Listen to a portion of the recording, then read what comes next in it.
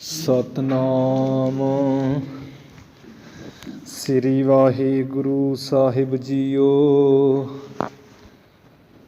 ਚੱਕਰ ਚਿਹਨ ਅਰ ਬਰਨ ਜਾਤ, ਅਰ ਪਾਤ ਨਹਿਨ ਜਿਹ, ਰੂਪ ਰੰਗ ਅਰ ਰੇਖ ਭੇਖ, ਕੋ ਕਹਿ ਨਾ ਸਕਤ ਕਿਹ। ਅਚਲ ਮੂਰਤ ਅਨਭਉ ਪ੍ਰਕਾਸ਼, ਅਮਿਤੋ ਜਿ ਕਹਿਜੈ।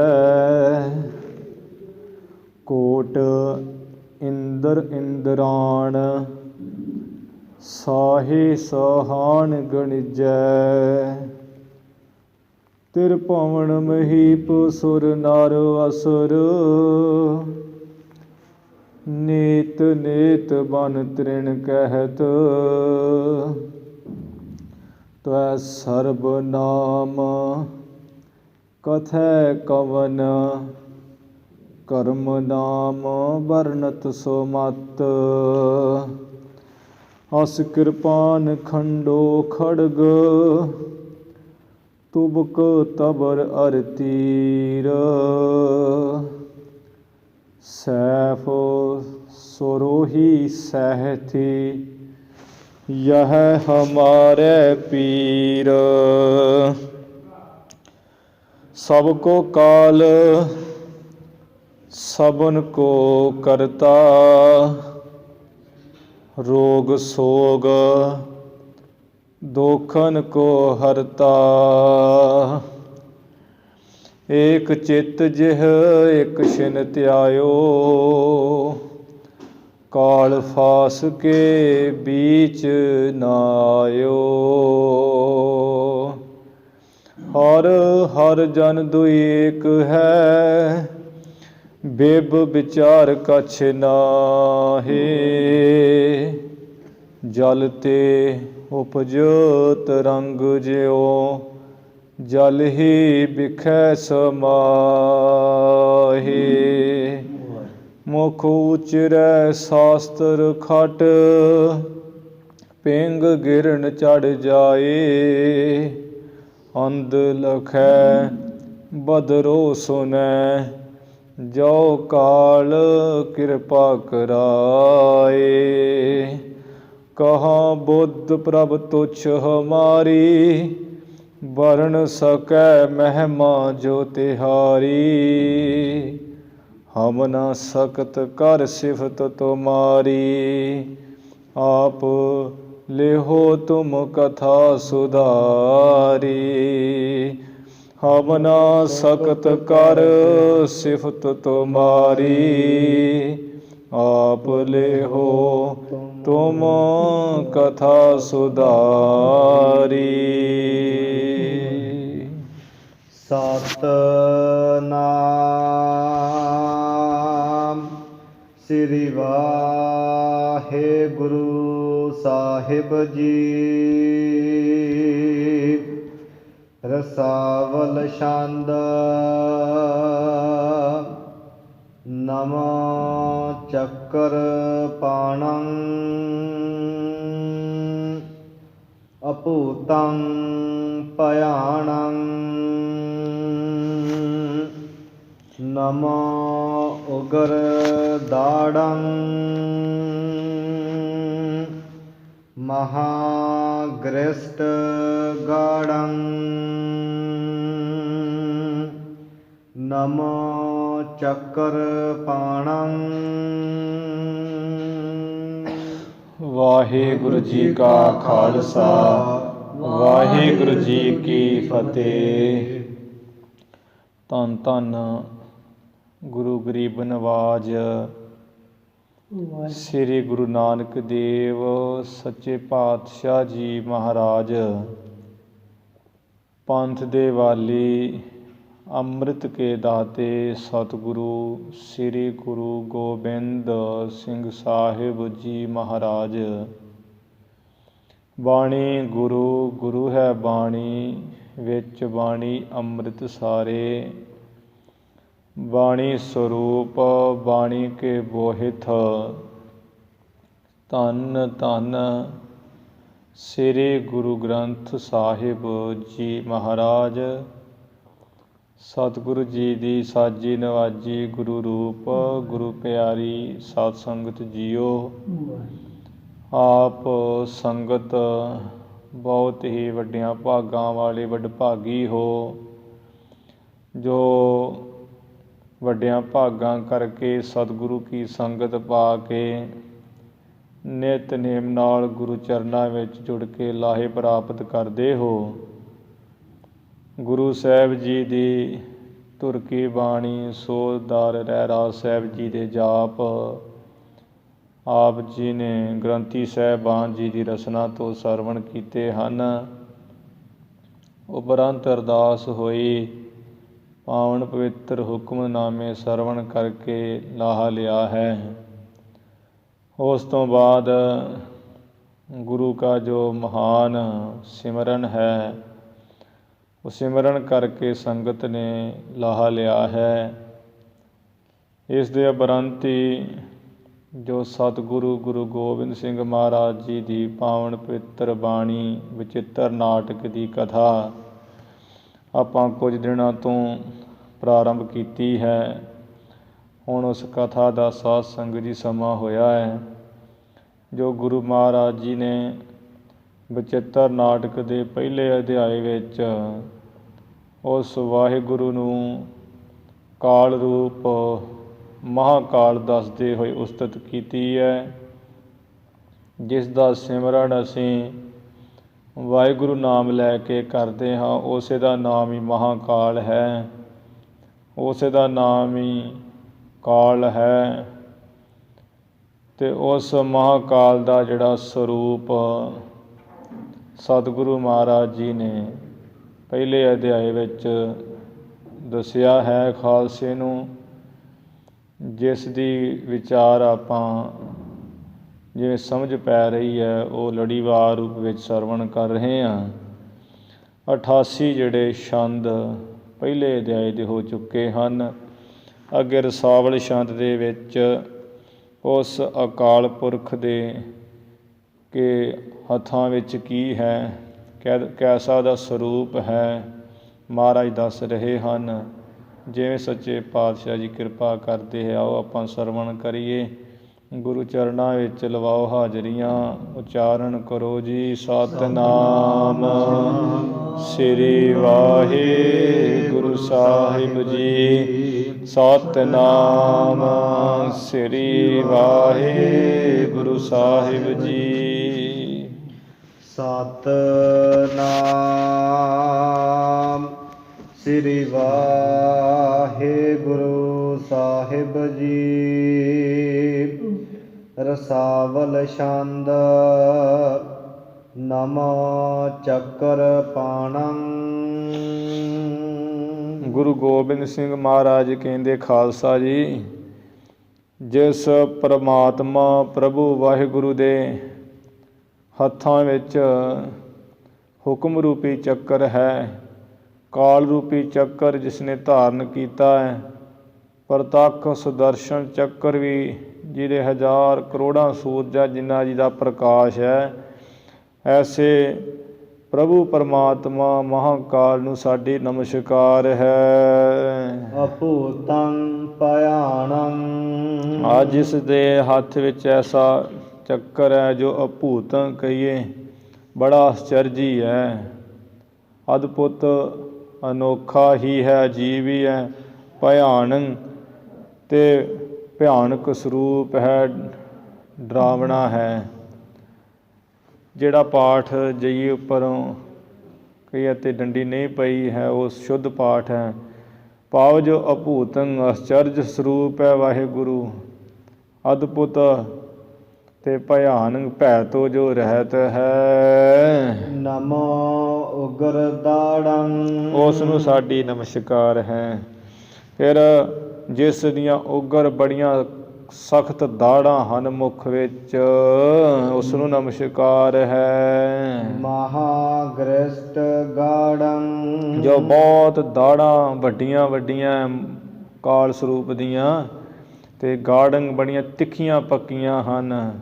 ਗਾੜੀਆਂ ਤਿੱਖੀਆਂ ਬੜੀਆਂ ਪੱਕੀਆਂ ਉਸ ਸਖਤ ਦਾੜਾਂ ਵਾਲੇ ਪ੍ਰਭੂ ਮਹਾਂਕਾਲ ਨੂੰ ਸਾਡੀ ਨਮਸਕਾਰ ਹੈ। ਨਮੋ ਤੀਰ ਤੋਪੰ ਨਮਸਕਾਰ ਹੈ ਉਸ ਪ੍ਰਭੂ ਨੂੰ ਜਿਸ ਨੇ ਹੱਥ ਵਿੱਚ ਤੀਰ ਤੇ ਤੋਪ ਜਿਹੜੀ ਹੈ ਧਾਰਨ ਕੀਤੀ ਹੋਈ ਹੈ। ਜਿਨੈ 70 ਕੋਪੰ ਤੇ ਜਿਸ ਨੇ ਉਸ ਤੀਰ ਤੇ ਤੋਪ ਨਾਲ ਅਨੇਕਾਂ ਸ਼ਤਰਾਂ ਨੂੰ ਸ਼ਤਰੂ ਵੈਰੀਆਂ ਨੂੰ ਘੋਪੰ ਕਹੀਏ ਨਾਸ਼ ਕਰ ਦਿੱਤਾ ਹੈ, ਮਧੋਲ ਦਿੱਤਾ ਹੈ, ਮਧੋਲ ਕਰਕੇ ਖਤਮ ਕਰ ਦਿੱਤਾ ਹੈ। ਜਾਂ ਤੀਰ ਤੋਪੰ ਨਮਸਕਾਰ ਹੈ ਤੀਰ ਨੂੰ, ਨਮਸਕਾਰ ਹੈ ਤੋਪ ਨੂੰ, ਕਿਉਂਕਿ ਵੀ ਵੈਰੀ ਮਾਰਦੀ ਹੈ ਨਾ, ਉਹ ਮਹਾਂਕਾਲ ਵੀ ਸਭ ਨੂੰ ਮਾਰਦਾ ਹੀ ਹੈ ਅਤੇ ਤੀਰ ਅਤੇ ਤੋਪ ਵੀ ਮਾਰਦੀ ਹੈ। ਇਸ ਕਰਕੇ ਜੋ ਤੀਰ ਸਰੂਪ ਹੋ ਜਾਂਦਾ ਹੈ, ਤੋਪ ਰੂਪ ਹੋ ਜਾਂਦਾ ਹੈ, ਉਸ ਨੂੰ ਹੀ ਨਮਸਕਾਰ ਹੈ। ਜਾਂ ਜੋ ਤੀਰ ਅਤੇ ਤੋਪ ਉਹਦਾ ਹੀ ਸਰੂਪ ਹੈ, ਇਹਨਾਂ ਸ਼ਸਤਰਾਂ ਨੂੰ ਹੀ ਨਮਸਕਾਰ ਹੈ, ਜਿਨ੍ਹਾਂ ਨਾਲ ਅਨੇਕਾਂ ਹੀ ਸ਼ਤਰੂ ਵੈਰੀ ਘੋਪੰ ਕਹੀਏ ਨਾਸ਼ ਕੀਤੇ ਹਨ, ਕਰ ਲਈਦੇ ਹਨ। ਨਮੋ ਧੂਪ ਪਟੰ ਨਮਸਕਾਰ ਹੈ ਉਸ ਮਹਾਂਕਾਲ ਪ੍ਰਭੂ ਨੂੰ ਜਿਸ ਨੇ ਧੂਪ ਕਹੀ ਸਿੱਧੀ ਤਲਵਾਰ ਹੱਥ ਵਿੱਚ ਧਾਰਨ ਕੀਤੀ ਹੋਈ ਹੈ। ਪਟੰ ਜਿਹੜੀ ਪਟਸ ਜਿਹਨੂੰ ਕਿਹਾ ਜਾਂਦਾ ਸ਼ਸਤਰ ਨੂੰ, ਕਿਰਚ ਜਿਹੜੀ ਹੁੰਦੀ ਹੈ, ਜਿਸ ਨੇ ਆਪਣੇ ਹੱਥ ਵਿੱਚ ਕਿਰਚ ਧਾਰਨ ਕੀਤੀ ਹੋਈ ਹੈ, ਕਿਰਚ ਦੀ ਸ਼ਕਲ ਵਾਲੀ ਤਲਵਾਰ, ਉਸ ਨੂੰ ਨਮਸਕਾਰ ਹੈ। ਜਾਂ ਨਮਸਕਾਰ ਹੈ ਸਿੱਧੀ ਤਲਵਾਰ ਨੂੰ, ਨਮਸਕਾਰ ਹੈ ਕਿਰਚ ਨੂੰ।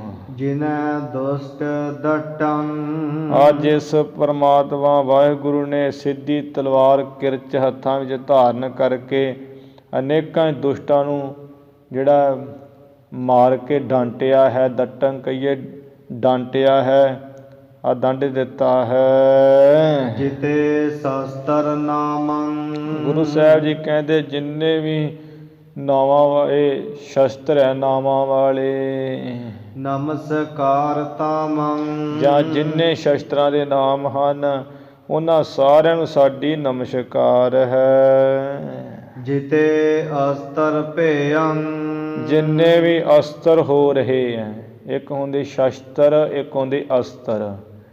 ਸ਼ਸਤਰ ਉਹ ਜਿਹੜੇ ਆ ਹੱਥ ਵਿੱਚ ਤਲਵਾਰ ਕਿਰਚ ਲੈ ਕੇ ਕਟਾਰ ਲੈ ਕੇ ਮਾਰੀ ਦੀ ਹੈ।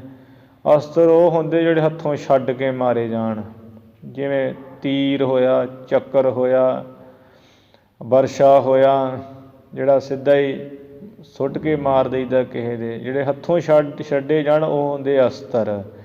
ਜਿੰਨੇ ਵੀ ਅਸਤਰ ਹੋ ਰਹੇ ਹੈ ਜਾਂ ਜਿੰਨੇ ਵੀ ਅਸਤਰ ਭਿੰਨ ਭਿੰਨ ਕਿਸਮਾਂ ਦੇ ਹਨ, ਨਮਸਕਾਰ ਤੇ ਉਹਨਾਂ ਸਾਰਿਆਂ ਨੂੰ ਸਾਡੀ ਮਹਾਰਾਜ ਕਹਿੰਦੇ ਨਮਸਕਾਰ ਹੈ। ਤਾਂ ਹੀ ਸ਼ਸਤਰ ਨਾਮ ਮਾਲਾ ਵਿੱਚ ਗੁਰੂ ਜੀ ਨੇ ਇਹ ਸਿੱਧ ਹੀ ਕਰ ਦਿੱਤਾ ਸਾਨੂੰ ਵੀ ਅਸ ਕਿਰਪਾਨ ਖੰਡੋ ਖੜਗ ਤੁਬਕ ਤਬਰ ਅਰ ਤੀਰ ਸੈਫ ਸਰੋਹੀ ਸਹਿਥੀ ਯਹ ਹਮਾਰੇ ਪੀਰ।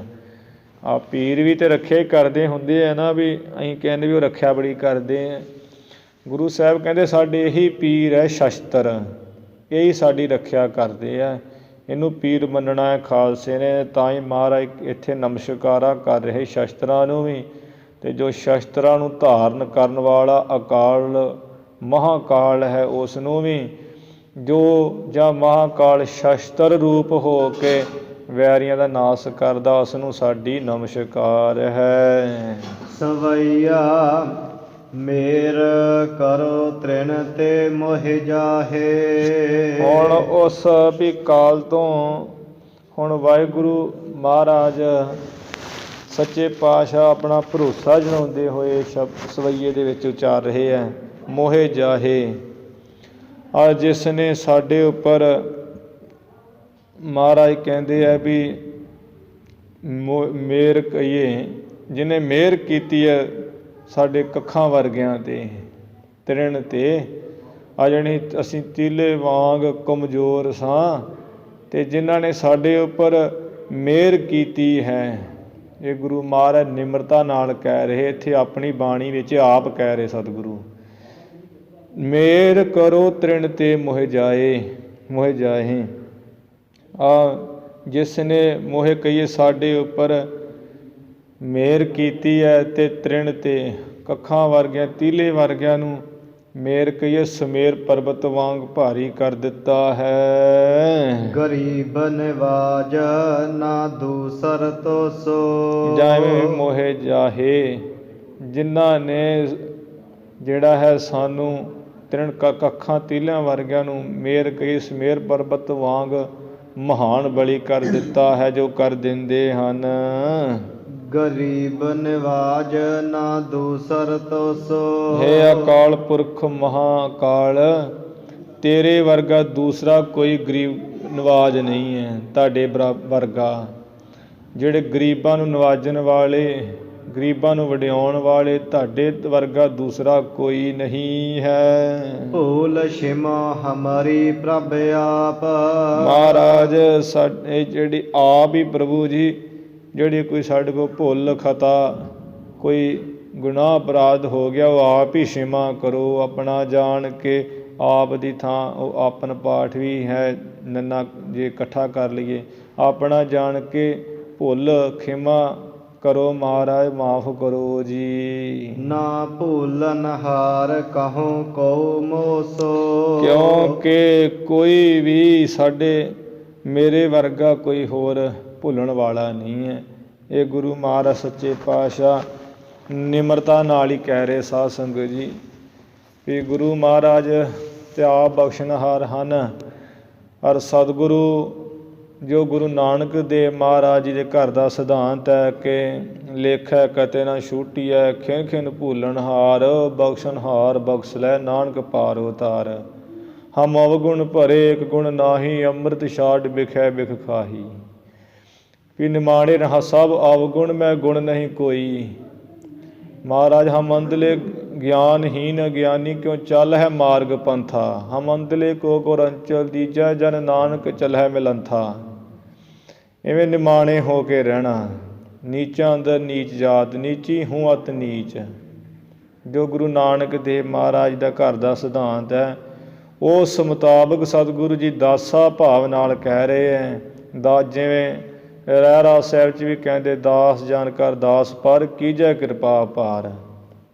ਆਪ ਹਾਸਦੈ ਰਾਖ ਮੋਹੇ, ਮਨ ਕਰਮ ਬਚਨ ਵਿਚਾਰ। ਇਹ ਸਤਿਗੁਰੂ ਜਿਵੇਂ ਕਹਿੰਦੇ ਉਸੇ ਭਾਵ ਨਾਲ ਹੀ ਇੱਥੇ ਭਰੋਸਾ ਜਣਾਉਂਦੇ ਹੋਏ ਕਹਿ ਰਹੇ ਹੈ।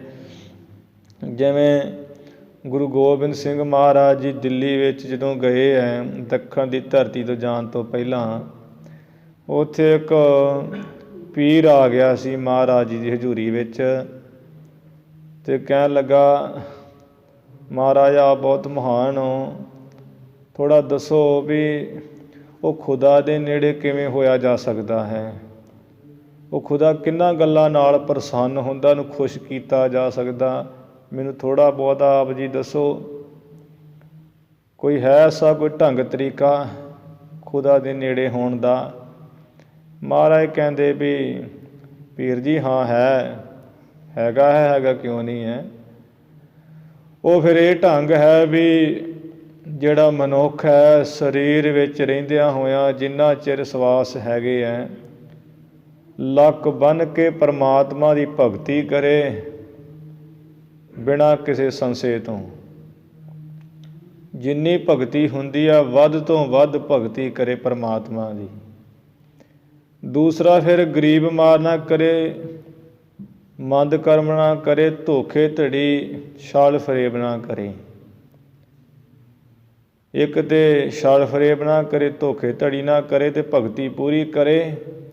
ਇਹ ਕੁਝ ਕਰਕੇ ਵੀ ਵਾਹਿਗੁਰੂ ਅੱਗੇ ਬੇਨਤੀਆਂ ਕਰੇ ਨਿਮਰਤਾ ਨਾਲ। ਤੀਸਰੀ ਇਹ ਗੱਲ ਹੈ, ਇਹੀ ਕਹੇ ਮਹਾਰਾਜ ਮੇਰੇ ਕੋਲ ਗਲਤੀ ਹੋ ਗਈ ਹੈ, ਪਰਮਾਤਮਾ ਖੁਦਾ ਮੈਨੂੰ ਤੂੰ ਮਾਫ ਹੀ ਕਰ, ਮੈਨੂੰ ਬਖਸ਼ ਲਾ ਮਹਾਰਾਜ। ਇੱਦਾਂ ਬੇਨਤੀਆਂ ਕਰੇ। ਇਹ ਪੀਰ ਸੁਣ ਕੇ ਕਹਿਣ ਲੱਗਾ ਵੀ ਮਹਾਰਾਜ ਦੋ ਗੱਲਾਂ ਤਾਂ ਤੁਹਾਡੀਆਂ ਠੀਕ ਲੱਗੀਆਂ ਮੈਨੂੰ, ਕਿ ਲੱਕ ਬੰਨ੍ਹ ਕੇ ਅਤੇ ਬੰਦਗੀ ਕਰੇ। ਦੂਸਰੀ ਇਹ ਵੀ ਕੋਈ ਧੋਖਾ ਧੜੀ ਛਲ ਫਰੇਬ ਮੰਦ ਕਰਮ ਨਾ ਕਰੇ। ਜਦੋਂ ਮਹਾਰਾਜ ਬੰਦਗੀ ਕਰਨੀ ਹੈ, ਧੋਖਾ ਧੜੀ ਛਲ ਫਰੇਬ ਕਰਨਾ ਹੀ ਕੋਈ ਨਹੀਂ ਹੈ, ਮੰਦ ਕਰਮ ਕਰਨਾ ਕੋਈ ਨਹੀਂ, ਫਿਰ ਮਾਫੀ ਕਾਹਦੀ ਮੰਗਣੀ ਹੈ। ਜਦੋਂ ਕੋਈ ਕਰਮ ਹੀ ਨਹੀਂ ਕਰਨਾ ਮਾੜਾ, ਫਿਰ ਮਾਫੀ ਕਾਹਦੀ ਮੰਗਣੀ ਹੈ? ਇਹ ਗੱਲ ਮੈਨੂੰ ਠੀਕ ਨਹੀਂ ਲੱਗੀ ਹੈ। ਸਤਿਗੁਰੂ ਜੀ ਕਹਿੰਦੇ ਵੀ ਪੀਰ ਜੀ ਇਹੀ ਤੇ ਅੜਿੱਕਾ ਹੈ, ਚਾਲੇ ਥੇ ਹਰ ਮਿਲਣ ਕੋ ਵਿਚੇ ਅਟਕਿਓ ਚੀਤ। ਆ ਜਿਹੜਾ ਆਪਣੇ ਆਪ 'ਚ ਬਣ ਕੇ ਬਹਿਣਾ ਹੈ ਵੀ ਅਸੀਂ ਕੁਝ ਮਾੜਾ ਕੀਤਾ ਨਹੀਂ ਹੈ ਅਤੇ ਅਸੀਂ ਕਿਉਂ ਮਾਫੀ ਮੰਗੀਏ, ਇਹੀ ਤੇ ਮਹਾਰਾਜ ਕਹਿੰਦੇ ਖੁਦਾ ਦੇ ਘਰ ਜਾਣ ਦੇ ਵਿੱਚ ਅੜਿੱਕਾ ਹੈ ਵੱਡਾ। ਨਿਮਾਣੇ ਰਹਿਣਾ ਇਹੀ ਤੇ ਵੱਡੀ ਗੱਲ ਹੈ, ਨਿਰਮਾਣ ਰਹਿਣਾ, ਬਲ ਵਾਲੇ ਹੁੰਦਿਆਂ ਵੀ ਅਨਤਾਣੇ ਰਹਿਣਾ, ਮਾਣ ਵਾਲੇ ਹੁੰਦਿਆਂ ਵੀ ਨਿਮਾਣੇ ਹੀ ਰਹਿਣਾ, ਇਹੀ ਤੇ ਵੱਡੀ ਗੱਲ ਹੈ ਖੁਦਾ ਦੇ ਘਰ ਦੀ ਮਿਲਦੀ।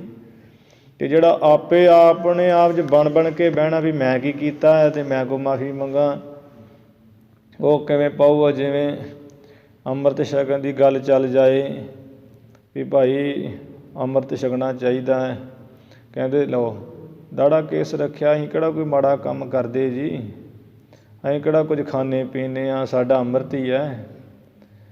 ਅਤੇ ਵੀ ਕਹੋ ਉਹਨਾਂ ਨੂੰ ਵੀ ਨਹੀਂ ਚਲੋ ਆਹ ਹੋਰ ਇੰਨੇ ਕੜੇ ਪਾਏ, ਉਹ ਲਾ ਦਿਓ, ਸਰਬ ਲੋ ਦਾ ਕੜਾ ਹੀ ਪਾਉਣਾ, ਕੱਛੇ ਜੇ ਲਾ ਕੇ ਕਛਹਿਰੇ ਪਾ ਲਓ ਅਤੇ ਸ੍ਰੀ ਸਾਹਿਬ ਗਲ ਕੰਠ ਪਾ ਲਓ, ਇਵੇਂ ਕਕਾਰ ਧਾਰਨ ਕਰ ਲਓ ਅਤੇ ਗੁਰੂ ਵਾਲੇ ਬਣ ਜਾਓ। ਕਹਿੰਦੇ ਮਾੜਾ ਕਰਦੇ ਕੀ ਆ? ਨਾ ਹੀ ਖਾਈਏ ਨਾ ਪੀਈਏ, ਨਾ ਕਿਸੇ ਨੂੰ ਮਾੜੀ ਆਖੀਏ ਨਾ ਚੰਗੀ ਆਖੀਏ, ਨਾ ਖਾਂਦੇ ਨਾ ਪੀਂਦੇ, ਕੋਈ ਮਾੜਾ ਕੰਮ ਨਹੀਂ ਕਰਦੇ, ਸਾਡਾ ਤਾਂ ਅੰਮ੍ਰਿਤ ਹੀ ਅੰਮ੍ਰਿਤ ਹੈ। ਪਰ ਨਹੀਂ ਵੀ ਜਿੰਨਾ ਚਿਰ ਕੋਈ ਖਾਈਏ ਪੀਏ, ਭਾਵੇਂ ਨਾ ਖਾਈਏ ਪੀਏ, ਜੋ ਮਰਜ਼ੀ ਅਸੀਂ ਬਣੇ ਫਿਰੀਏ, ਜਿੰਨਾ ਚਿਰ ਅੰਮ੍ਰਿਤ ਨਹੀਂ ਛਕਦੇ ਉਹਨਾਂ ਚਿਰ ਨਗੁਰੇ ਹੀ ਹਾਂ।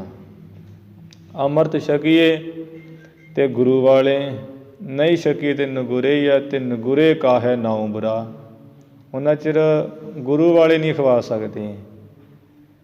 ਅਸੀਂ ਕਿਹੜੇ ਮਾੜੇ ਕੰਮ ਕੀਤੇ ਆ? ਹੁਣ ਦੱਸੋ ਵੀ ਤੁਸੀਂ ਨਹੀਂ ਮਾੜੇ ਕੰਮ ਕੀਤੇ ਅਤੇ ਪੰਜ ਪਿਆਰਿਆਂ ਵਿਚਾਰਿਆਂ ਕਿਹੜੇ ਮਾੜੇ ਕੰਮ ਕੀਤੇ ਹੈ ਵੀ ਜਿਹੜੇ ਉਹਨਾਂ ਵੀ ਪੰਜ ਪਿਆਰਿਆਂ ਮਾੜੇ ਕੰਮ ਕਰਕੇ ਅਤੇ ਸਿਰ ਦੇ ਕੇ ਅੰਮ੍ਰਿਤ ਛਕਿਆ ਹੈ? ਉਹਨਾਂ ਦੇ ਪੰਜ ਪਿਆਰਿਆਂ ਦੇ ਜੀਵਨ ਵੱਲ ਵੇਖੀਏ, ਪੰਜ ਪਿਆਰਿਆਂ ਦੀ ਕਮਾਈ ਮਹਾਨ ਵੇਖੀਏ, ਸਿਰ ਦੇਣਾ ਵੇਖੀਏ, ਤਾਂ ਅਸੀਂ ਤਾਂ ਔਗੁਣ ਹੀ ਔਗੁਣ ਸਾਡੇ 'ਚ ਭਰੇ ਪਏ। ਅਤੇ ਪਰ ਉਹ ਲੋਕ ਇਹੋ ਜਿਹੇ ਕਹਿ ਦਿੰਦੇ ਆ ਜੀ ਅਸੀਂ ਤਾਂ ਖਾਂਦੇ ਪੀਂਦੇ ਨਹੀਂ ਆ, ਦਾੜਾ ਕੇਸ ਹੈਗਾ ਹੈ, ਆਉਂਦੇ ਜਾਂਦੇ ਗੁਰਦੁਆਰੇ ਸਵੇਰੇ ਸ਼ਾਮੀ, ਕਮੀ ਕੀ ਸਾਡੇ 'ਚ? ਵੀ ਅੰਮ੍ਰਿਤ ਹੀ ਹੈ ਸਾਡਾ। ਪਰ ਜਦੋਂ ਗੁਰੂ ਗੋਬਿੰਦ ਸਿੰਘ ਮਹਾਰਾਜ ਜੀ ਨੇ ਸਿੰਘਾਂ ਨੂੰ ਛਕਾਇਆ ਹੈ, ਆਪ ਹੱਥੀਂ ਛਕਿਆ ਹੈ, ਗੁਰੂ ਗੋਬਿੰਦ ਸਿੰਘ ਮਹਾਰਾਜ ਵਰਗਾ ਤਾਂ ਕੋਈ ਨਹੀਂ ਨਾ ਹੈਗਾ ਸਿਆਣਾ, ਕੋਈ ਨਹੀਂ ਹੈਗਾ ਇੰਨਾ ਪੜ੍ਹਿਆ ਲਿਖਿਆ, ਕੋਈ ਨਹੀਂ ਹੈਗਾ ਇੰਨਾ ਮਰਿਆਦਾ ਵਾਲਾ ਜਿਹੋ ਜਿਹੀ ਗੁਰੂ ਮਹਾਰਾਜ ਦੀ ਮਰਿਆਦਾ ਸੀ। ਇਸ ਕਰਕੇ ਜਿਹੜੇ ਆਪਣੇ ਆਪ 'ਚ ਬਣਦੇ ਹੈ, ਫਿਰ ਉਹ ਆਪਾ ਭਾਵ ਵਾਲੇ ਇੱਦਾਂ ਹੀ ਰਹਿ ਜਾਂਦੇ ਹਨ, ਕੁਝ ਖੱਟੀ ਨਹੀਂ ਕਰ ਸਕਦੇ।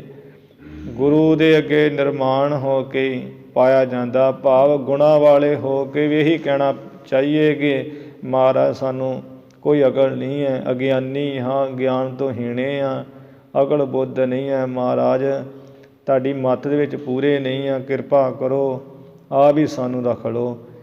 ਗੁਰੂ ਮਹਾਰਾਜ ਉਸੇ ਭਾਵ ਨਾਲ ਨਿਮਰਤਾ ਨਾਲ ਹੀ ਕਹਿ ਰਹੇ, ਨਾ ਭੂਲਣ ਹਾਰ ਕਹੂੰ ਕਉ ਮੋਸੋ। ਹੇ ਅਕਾਲ ਪੁਰਖ ਵਾਹਿਗੁਰੂ, ਸਾਡੇ ਵਰਗਾ ਕੋਈ ਭੁੱਲਣ ਵਾਲਾ ਹੈ ਨਹੀਂ, ਅਸੀਂ ਭੁੱਲਣ ਵਾਲੇ ਹੀ ਹਾਂ ਹਮੇਸ਼ਾ। ਤੁਸੀਂ ਗੁਰੂ ਮਹਾਰਾਜ ਤੁਸੀਂ ਨਹੀਂ ਭੁੱਲਦੇ ਹੋ, ਭੁੱਲਣ ਅੰਦਰ ਸਭ ਕੋ ਭੁੱਲ ਗੁਰੂ ਕਰਤਾਰ। ਅਸੀਂ ਭੁੱਲਣ ਵਾਲੇ ਹਾਂ, ਤੁਸੀਂ ਅਭੁੱਲ ਹੋ। ਮਹਾਰਾਜ ਤੂੰ ਕਰਤਾ ਆਪ ਅਭੁੱਲ ਹੈ, ਭੁੱਲਣ ਵਿੱਚ ਨਹੀਂ, ਤੂੰ ਨਹੀਂ ਭੁੱਲਦਾ, ਬਾਕੀ ਸਾਰੇ ਭੁੱਲ ਜਾਂਦੇ ਹੈ। ਮਹਾਰਾਜ ਮੇਰੇ ਵਰਗਾ ਭੁੱਲਣ ਵਾਲਾ ਕੋਈ ਹੈ ਨਹੀਂ ਹੈ, ਜਿਹੜੀ ਕੋਈ ਭੁੱਲ ਗਲਤੀ ਹੋ ਗਈ ਉਸ ਨੂੰ क्षमा ਕਰੋ ਆਪਣਾ ਜਾਣ ਕੇ ਜੀ। ਸੇਵ ਕਰੀ ਤੁਮਾਰੀ ਤਿਨ ਕੇ, ਸੇਵਾ ਜਿਨ੍ਹਾਂ ਨੇ ਤੁਹਾਡੀ ਸੇਵਾ ਕੀਤੀ ਹੈ, ਭਗਤੀ ਕੀਤੀ ਹੈ, ਨਾਮ ਦੀ ਕਮਾਈ ਕੀਤੀ, ਉਹਨਾਂ ਦੇ ਮਹਾਰਾਜ ਸਭ ਹੀ ਗ੍ਰਹਿ ਦੇਖੀਅਤ ਦਰਬ ਭਰੋਸੋ। ਸਾਰੇ ਹੀ ਉਹਨਾਂ ਦੇ ਘਰਾਂ ਵਿੱਚ ਦਰਬ ਕਹੀਏ ਪੈਸਾ ਧਨ ਦੌਲਤ, ਭਰੋ ਕਹੀਏ ਭਰੇ ਹੋਏ ਦੇਖੇ ਜਾਂਦੇ। ਭਰੋਸੋ ਆਹ ਦਰਬ ਤੋਂ ਨਾਲ ਲੈ ਲੈਣਾ, ਸੋ ਦਾ ਅਰਥ ਲੈਣਾ ਨਾਲ, ਵੀ ਪੈਸੇ ਧਨ ਪਦਾਰਥਾਂ ਨਾਲ ਹੀ ਉਹਨਾਂ ਦੇ ਮਾਰੇ ਘਰੇ ਭਰੇ ਦੇਖੀ ਜਾਂਦੇ ਹੈ, ਦੇਖੇ ਜਾਂਦੇ, ਤੱਕੇ ਜਾਂਦੇ ਹੈ। ਜਿਨ੍ਹਾਂ ਨੇ ਤੁਹਾਡੀ ਸੇਵਾ ਭਗਤੀ ਕੀਤੀ ਹੈ, ਸਤਿਗੁਰ ਜੀ ਉਹਨਾਂ ਦਾ ਹਿਰਦਾ ਰੂਪੀ ਘਰ ਵੀ ਹੈ ਭਰਿਆ ਪਿਆ ਹੈ ਨਾਮ ਦੇ ਖਜ਼ਾਨੇ ਨਾਲ। ਸਰੀਰ ਰੂਪੀ ਘਰ ਵੀ ਉਹਨਾਂ ਦਾ ਭਰਿਆ ਪਿਆ ਖਜ਼ਾਨੇ ਨਾਲ। ਆ ਬਾਹਰੀ ਜਿਹੜਾ ਘਰ ਹੈ ਉਹ ਵੀ ਉਹਨਾਂ ਦੇ ਕੋਠੇ ਧਨ ਪਦਾਰਥਾਂ ਨਾਲ ਭਰੇ ਹੋਏ ਦੇਖੇ ਜਾਂਦੇ, ਜਿਨ੍ਹਾਂ ਨੇ ਤੁਹਾਡੀ ਸੇਵਾ ਭਗਤੀ ਕੀਤੀ ਹੈ, ਜਿਨ੍ਹਾਂ ਨੇ ਨਾਮ ਦੀ ਕਮਾਈ ਕੀਤੀ ਹੈ ਜੀ। ਯਾ ਕਲ ਮੈਂ ਸਭ ਕਾਲ ਕਿਰਪਾਨ ਕੇ। ਇਸ ਸਮੇਂ ਦੇ ਵਿੱਚ ਸਾਰੇ ਉਸ ਕਾਲ ਵਾਹਿਗੁਰੂ ਦੇ ਕਿਰਪਾਨ ਦੇ ਅਧੀਨ ਹਨ। ਭਾਰੀ ਭੁਜਾਨ ਕੋ ਭਾਰੀ ਭਰੋਸੋ। ਉਹ ਵਾਹਿਗੁਰੂ ਜੋ ਭਾਰੀ ਭੁਜਾਨ ਬਾਹਾਂ ਵਾਲਾ ਹੈ, ਬੜੀ ਤਗੜੀਆਂ ਬਾਹਾਂ ਵਾਲਾ, ਮਜ਼ਬੂਤ ਬਾਹਾਂ ਵਾਲਾ ਹੈ, ਉਸ 'ਤੇ ਸਾਨੂੰ ਗੁਰੂ ਸਾਹਿਬ ਜੀ ਕਹਿੰਦੇ ਭਾਰੀ ਭਰੋਸਾ ਹੈ, ਭਾਰੀ ਯਕੀਨ ਹੈ ਉਸ ਦੇ, ਜਿਸ ਦੇ ਜਾ ਕਲ ਮੈਂ ਸਭ ਕਾਲ ਕਿਰਪਾਨ ਕੇ। ਇਸ ਕਲਯੁੱਗ ਦੇ ਵਿੱਚ ਜੋ ਕਾਲ ਪੁਰਖ ਵਾਹਿਗੁਰੂ ਜੀ ਨੇ ਕਿਰਪਾਨ ਹੱਥ ਵਿੱਚ ਧਾਰੀ ਹੋਈ ਹੈ, ਭਾਰੀਆਂ ਬਾਹਾਂ ਵਾਲਾ ਹੈ, ਉਹਦੇ ਉੱਪਰ ਸਾਨੂੰ ਭਾਰੀ ਭਰੋਸਾ ਹੈ। ਸੁੰਭ ਨਿਸੁੰਭ ਸੇ ਕੋਟ ਨਿਸਾਚਰ। ਗੁਰੂ ਮਹਾਰਾਜ ਅੱਗੇ ਹੋਰ ਦੱਸ ਰਿਹਾ, ਜੋ ਸੁੰਭ ਹੋਇਆ ਦੈਂਤ ਨਿਸੁੰਭ ਦੋਵੇਂ ਭਰਾ, ਤੇ ਇਹੋ ਜਿਹੇ ਕਰੋੜਾਂ ਹੀ ਦੈਂਤ। ਜਾਹੇ ਸ਼ਨੇਕ ਬਿਖੈ ਹਨ ਡਾਰੇ। ਜਿਸ ਪ੍ਰਭੂ ਅਕਾਲ ਪੁਰਖ ਨੇ ਕਾਲ ਰੂਪ ਹੋ ਕੇ ਛਿਨ ਮਾਤਰੀ, ਇੱਕ ਛਿਨ ਅੱਖ ਦੇ ਝਮੱਕੇ ਮਾਤਰੀ ਮਾਰ ਕੇ ਸੁੱਟ ਦਿੱਤੇ, ਨਾਸ ਕਰਕੇ ਸੁੱਟ ਦਿੱਤੇ ਸੁੰਭ ਨਿਸੁੰਭ ਵਰਗੇ ਕਰੋੜਾਂ ਹੀ ਦੈਂਤ। ਧੂਮਰ ਲੋਚਨ ਖੰਡ ਓ ਧੂਮਰ ਲੋਚਨ ਚੰਡ ਓ ਮੁੰਡ ਸੇ। ਧੂਮਰ ਲੋਚਨ, ਜਿਸ ਦੈਂਤ ਦੀਆਂ ਅੱਖਾਂ ਧੂਵੇਂ ਵਰਗੀਆਂ ਸਨ, ਚਿੱਟੀਆਂ ਕਾਲੀਆਂ, ਉਹ ਦੈਂਤ। ਚੰਡ ਵਰਗੇ ਦੈਂਤ, ਤ੍ਰਿਮੁੰਡ ਵਰਗੇ ਦੈਂਤ। ਮਾਹਖ ਸੇ ਫਲ ਬੀਚ ਨਿਵਾਰੇ। ਕਈ ਥਾਵਾਂ 'ਤੇ ਮੈਂ ਖਾਸਰ ਪਾਠ ਲਿਖਿਆ ਹੋਇਆ, ਉਂਝ ਮੁੱਖ ਪਾਠ ਮਾਹਕ ਹੀ, ਜਿਹਦਾ ਝੋਟੇ ਵਾਲਾ ਮੂੰਹ ਸੀ, ਮੈਂ ਖਾਸਰ ਦੈਂਤ। ਇਹੋ ਜਿਹੇ ਪਲ ਦੇ ਵਿੱਚ ਹੀ ਉਸ ਮਹਾਂਕਾਲ ਨੇ ਨਿਵਾਰ ਦਿੱਤੇ, ਮਾਰ ਦਿੱਤੇ, ਨਾਸ ਕਰ ਦਿੱਤੇ ਸਨ।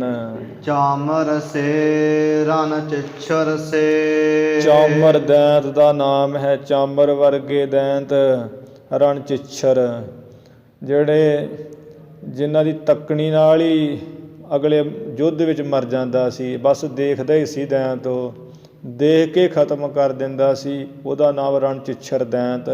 ਇਹੋ ਜਿਹੇ ਜਿਹੜੇ ਤੱਕ ਕੇ ਮਾਰ ਦੇਣ ਵਾਲੇ ਬਲੀ ਰਣ ਚਿੱਛਰ ਵਰਗੇ ਦੈਂਤ। ਰਕ ਤਿਛਨ ਸੇ ਝਟ ਦਾ ਝਜਕਾਰੇ।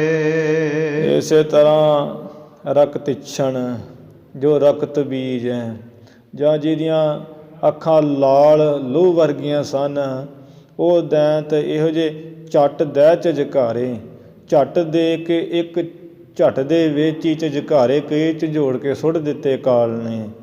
ਜਾਂ ਸੇ ਝਟ ਦੇ ਝਟਕਾਰੇ, ਝਟਕਾਰੇ ਪਾਠ ਵੀ ਹੈ ਟੈਂਕੇ ਨਾਲ, ਵੀ ਝਟ ਦੇ ਕੇ ਝਟਕ ਦਿੱਤੇ, ਝਟਕਾ ਦਿੱਤੇ ਉਸ ਕਾਲ ਮਹਾਂਕਾਲ ਵਾਹਿਗੁਰੂ ਨੇ। ਐਸੋ ਸੋ ਸਾਹਿਬ ਪਾਏ। ਐਸਾ ਜਿਹੜਾ ਮਾਲਕ ਨੂੰ ਪਾਇਆ ਹੈ, ਜਿਨ੍ਹਾਂ ਨੇ ਪਾਲਿਆ ਜਾਂ ਜਿਹੜੇ ਪਾ ਲੈਂਦੇ ਐ। ਕਹਾ ਪਰਵਾਹ ਰਹੀ ਇਹ ਦਾਸ ਤਿਹਾਰੇ। ਮਹਾਰਾਜ ਇਸ ਦਾਸ ਨੂੰ ਹੋਰ ਕਿਸ ਦੀ ਪਰਵਾਹ ਰਹਿ ਗਈ ਹੈ? ਗੁਰੂ ਸਾਹਿਬ ਆਪਣੇ ਆਪ ਨੂੰ ਦਾਸ ਕਹਿ ਰਹੇ। ਮਹਾਰਾਜ ਉਹਨਾਂ ਨੂੰ ਕਾਹਦੀ ਪਰਵਾਹ ਰਹਿ ਗਈ ਹੈ, ਜਿਨ੍ਹਾਂ ਨੇ ਐਸਾ ਮਾਲਕ ਪਾ ਲਿਆ ਹੈ, ਜਿਨ੍ਹਾਂ ਪ੍ਰਾਪਤ ਕਰ ਲਿਆ ਏਡੇ ਬੜੀ ਮਹਾਂਕਾਲ ਨੂੰ, ਜਿਹਨੇ ਸਭ ਕੁਝ ਹੀ ਹੈ ਨਾਸ ਕਰਕੇ ਰੱਖ ਦਿੱਤਾ।